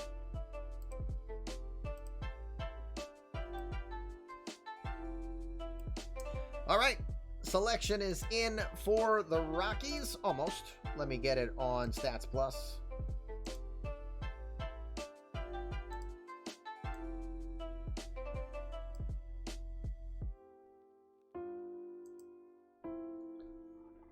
All right, let's go check it out. Rockies will select 17-year-old on Arturo Montalvo from Citrus Heights, California. He's a senior going to Hillsburg High School out in California. He's committed to go to Cal. 6'3", 180 pounds, great range on the defense. He's also been pretty versatile. He's played shortstop, he's played first base during his high school career. It says he prefers the center field role. Absolutely mashes the ball to all parts of the park. He loves hitting it in all directions. Does have the power to go opposite field home runs. Great talent. Think he's going to be a phenomenal fit for Colorado if he pans out. Arturo Montalvo, he is 17 though, turning 18 later this year.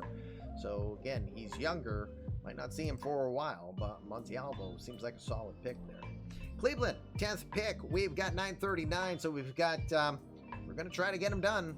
But if we cannot, we will either save it until tomorrow, or we will, we're going as long as we can. But remember, Out of the Park Developments is scheduled to stream at 10 o'clock tonight. Okay, got the pick in from Sadir.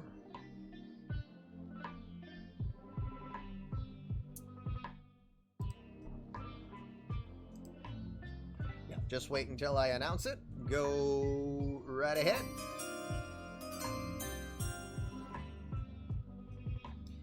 It will be Bob Royal, Community Created Player of Sadir, as he is going to bring his Community Created Player into the Indians. Carnegie, Pennsylvania, native, 19 years old. Throws the sinker, curveball, slider, changeup combination. Going to throw mid-90s on the fastball. You would have loved to have had him. Well, it makes sense in certain instances to go after your community created player, and this probably is that time. Definitely has a good solid work ethic, so we will see if the left-hander can benefit playing in Progressive Park.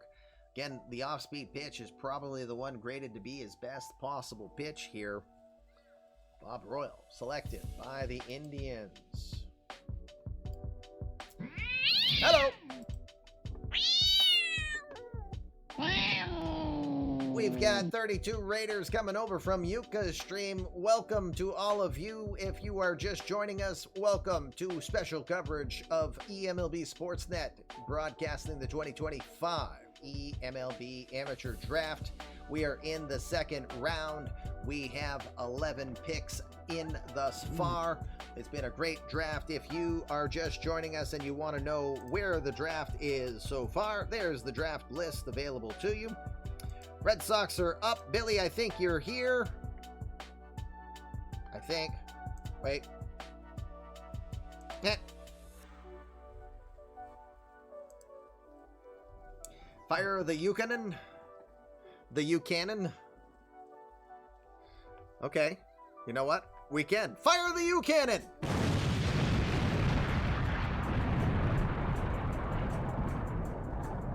It goes for days. Can you hear it? Hi, Yuka. You were doing some Tigers action. Well, we'll see some Tigers shortly. Billy. Good raid countermeasures there.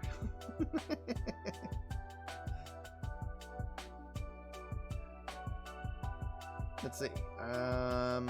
Checking with Billy. You in the draft?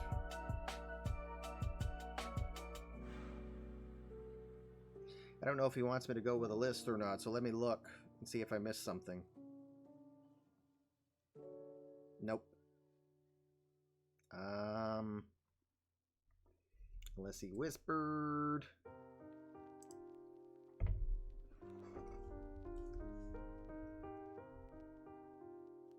Let me see. Does it still say he's here?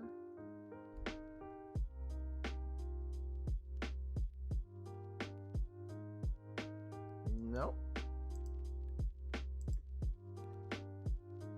Let me see if he wants me to go. Let me look at his list too, because I'm assuming that I might be able to go off of that.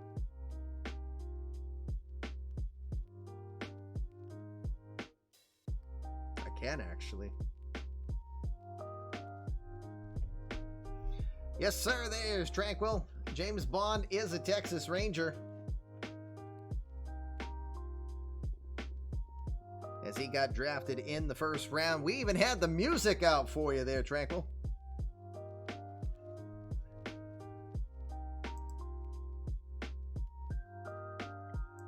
All right, so I see a name on the list.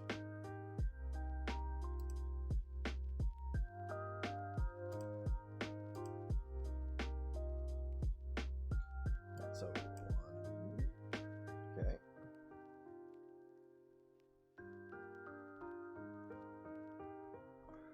Looks right.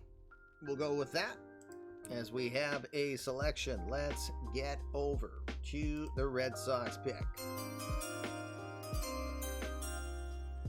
Red Sox will go after the 6'7" right-hander from St. Charles, Maryland. His name is Juan Shabazz.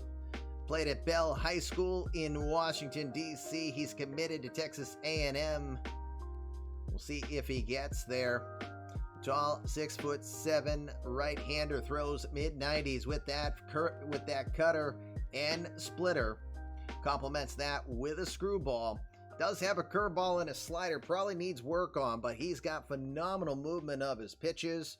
He can strike people out. It's the question of if he can keep it over the plate. So he will be prone to walk potential unless he can work on that pitch.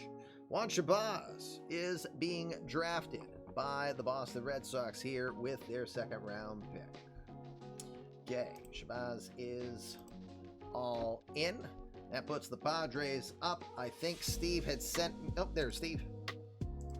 Excellent. Love you guys being right on top of things.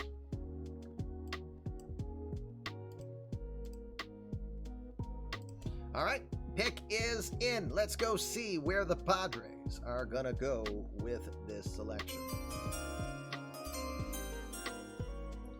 They will go after community created player, our second player from down under. Australian from Bunbury, Patrick Hart. That's the community created player of Jonathan RGB. Excelente, I say. Give me a moment. I need to add Royal because Sadier did not.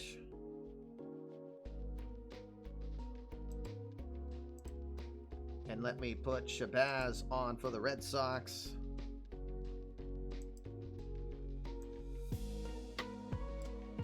Almost there.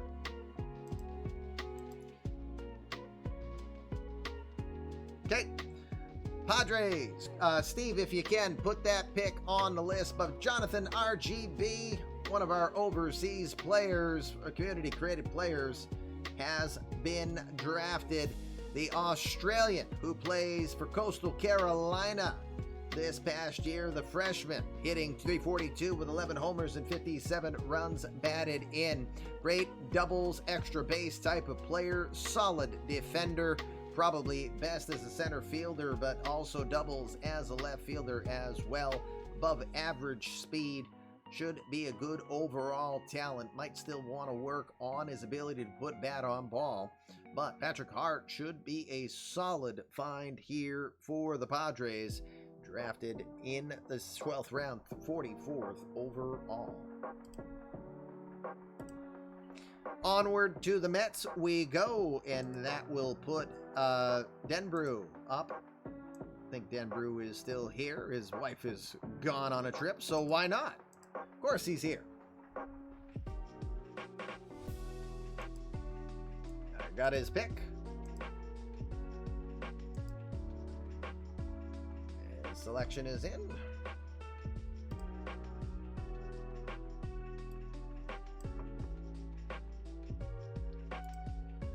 Selection is in for the Mets. Let's go check it out. Go ahead, put it in, Denbrew, please. The secret weapon! Pablo Sanchez, freshman at New Mexico, has been drafted. Not so secret anymore over the years, Pablo. I need the music. I didn't have the music queued up. I apologize. And you know what? I was never much of a backyard baseball guy, so it didn't click to me to do that either. Is this payback for The Rock? Maybe it is. Haha! Strategy. It's all legit. It's all legal. Sanchez, great contact hitter. Sneaky home run power you don't expect. A guy the size of Jose Altuve. Well, he's taller than Jose. But you don't expect a guy of that caliber to be able to put the bat on the ball to the level that he does. Phenomenal work ethic type player. Sanchez from Mexico City has been drafted by the New York Mets here with that selection. All right, that gets us back to the Dodgers. Chris, if you are here, whisper me in Twitch your request, please.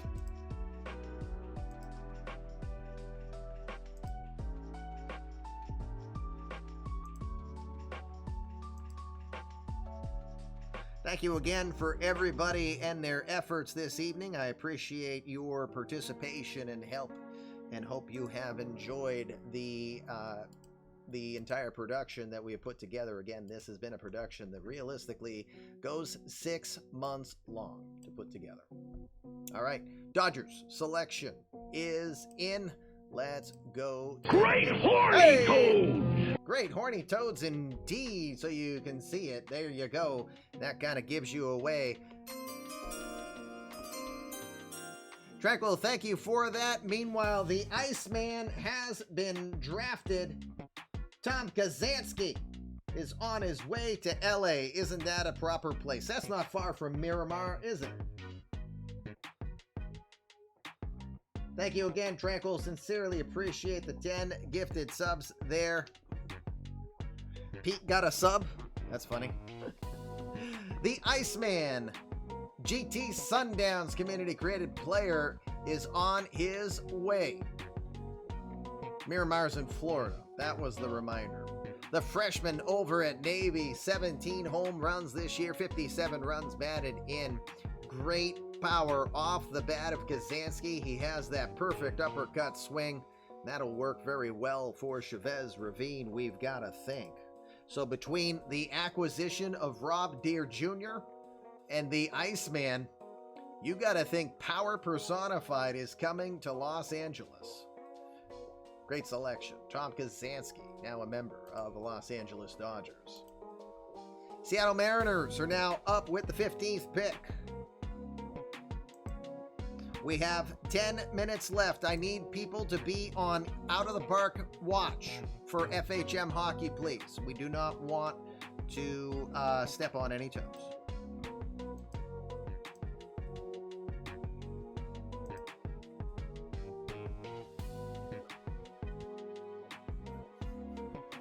T-minus 9 minutes. I don't know if Hetz is here. Someone go sabotage their stream. Haha. Yep, Hetz is here.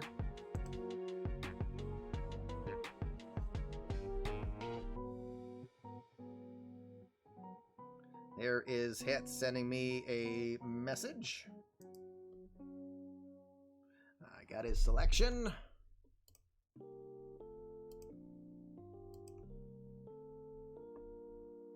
Okay, I see your player. Put him in position. Pick is in. Let's go ahead and put him in on Stats Plus. Here is the pick. From Port Orange, Florida, 18-year-old Zach Veen, the lefty, committed to North Carolina. He's going to be a Tar Heel unless the Mariners can pry him away. Contact and power personified.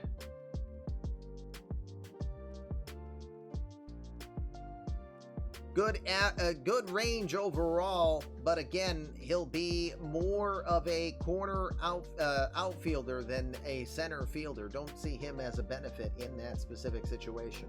Thanks, Chris. Thanks for your attendance. Good seeing you. Have a good night.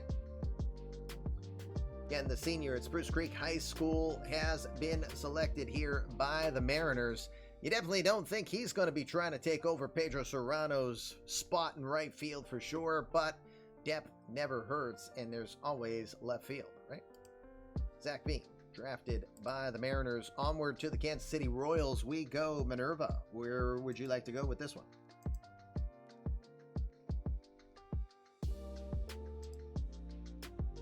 Selection is in.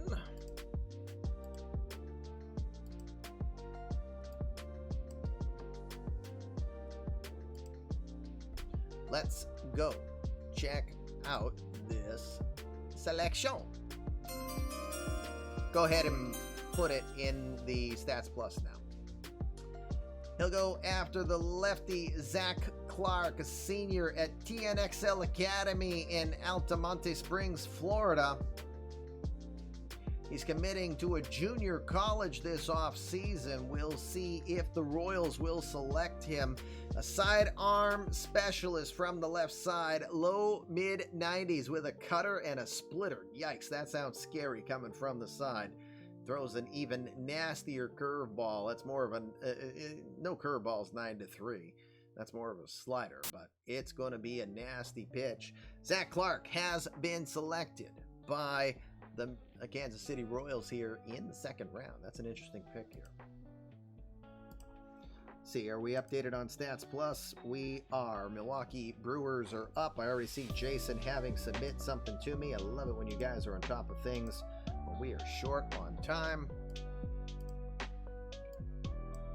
Pick is in. Let's go check it out. Go ahead and put it in Stats Plus, Jason.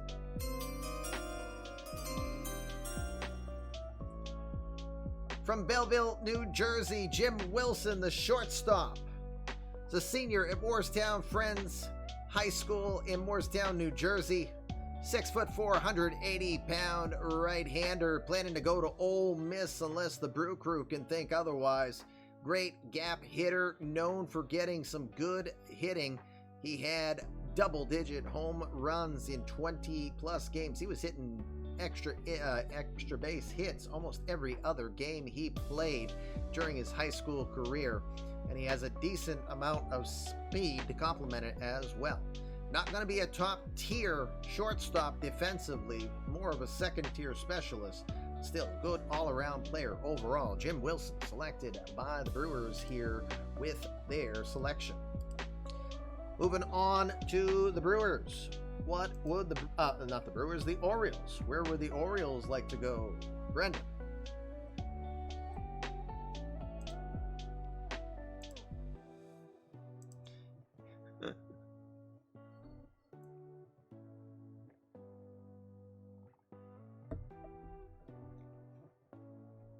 Brendan just sent in his pick.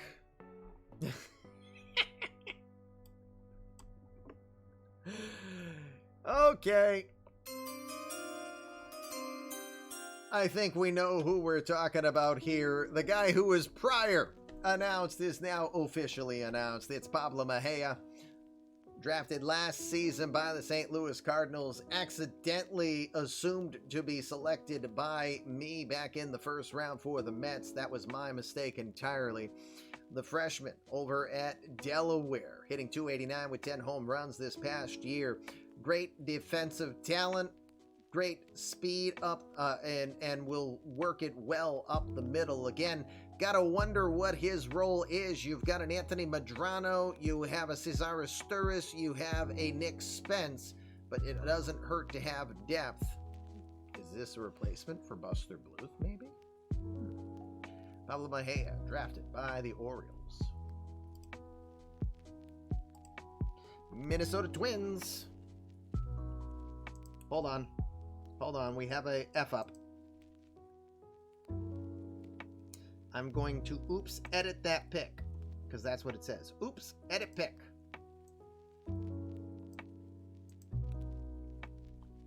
Because Brendan just did a pirate. No! Okay. Updated. You know what? I just realized something. Before I go much further, we're going to have to stop. We got one more selection. We're going to have to stop because the draft pool still needs to be changed because Out of the Park tried to change it. I hate that, but we're out of time as is anyway. So, let me look at what Daryl was saying. He emailed a long list to me. This is going to probably be the last pick on the evening before Out of the Park takes over. I know some people will tell me, you're a partner, you don't need it. It's respect. I don't want to do that. Aha! Aha! I have the pick. I know the pick. The pick is officially in. Making sure. Yep. The pick is officially in. Here it comes. The community created player of the serial killer. Lifelong friend. The X-Man Xavier Odom is on his way to Minnesota from Inglewood, California. Freshman at UCLA. 37 stolen bases this past year while hitting .213. Top tier speed and has been working it hard. We've been seeing his drills as he has been showcasing his talents to multiple teams. He still is considered to be a second tier defender. That's not a negative. He's above average talent there. Not considered your power hitter. He's one of your prototypical leadoff type of players. Could be a great fit at Target Field in Minnesota. Congratulations, Xavier Odom, aka Serial Killer, just getting drafted by the Minnesota Twins. All right, guys, I hate that I have to do it, but it's 10 o'clock, and I'm right at the spot where I have to fix the streak. I have to fix everything now. So I'm going to call it here, get the draft completely in the right spot that it's supposed to be, and we will reconvene. If people need to draft before we go live at 6 o'clock tomorrow, that is completely understandable. But for now, we are going to end day one here. I wish I didn't have to. Trust me, I wish I did not have to. I would like to. Well, it's not Detroit. That's the problem. This is not correct. Look at the Discord on seeing who's next. It's not Detroit. I'm pretty sure it's Philly. So I have to fix all of this. Detroit actually is supposed to pick about 7 picks later. So that is the issue, and that's a good time for me to stop. So again, thank you all. I can't thank you enough. I mean, you guys are absolutely insane with your gifted subs, your love, your support. And again, we appreciate that you appreciate this. And I assure you, the hard work of Rocky Draws is not being ignored. She is getting paid for the time and energy that she's put in on this. So again, thank you to all of you. We're going to get this fixed, and we will reconvene tomorrow. We're repeating again, same cat time, same cat channel. We will do end of round 2, and we will get through to round 5 for tomorrow night, but we still got to finish by 9 o'clock tomorrow. So remember, back to the litter box I go. Fluffy Kitty Ninjas do assassinate, and you're looking at their victim. Next time I can find some glue and tape, I'll put my head back on straight, and we will be back in front of you. Where are we going? We don't necessarily have to go to FHM because there are no drops, so I want to see if there's someone I want to raid. Hello. Don't have to listen to me. I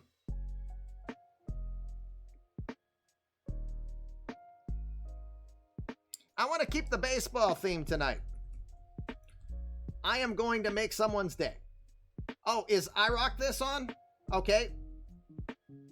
I'm going to go to I Rock This because he just joined the channel recently. So we're going to go raid I Rock This. Let's do this. Please join me. Let's give a little love to another OOTP streamer, even if he's not an affiliate. I was almost going to go somewhere else for MLB The Show, but I would rather stay on the Out of the Park kick. OOTP is on. I've got to get out of here. Remember, how you think directs your life. When you think your best, you're going to be your best. So please go do your best. We'll see you soon. Hopefully see you tomorrow. Peace. You jackass!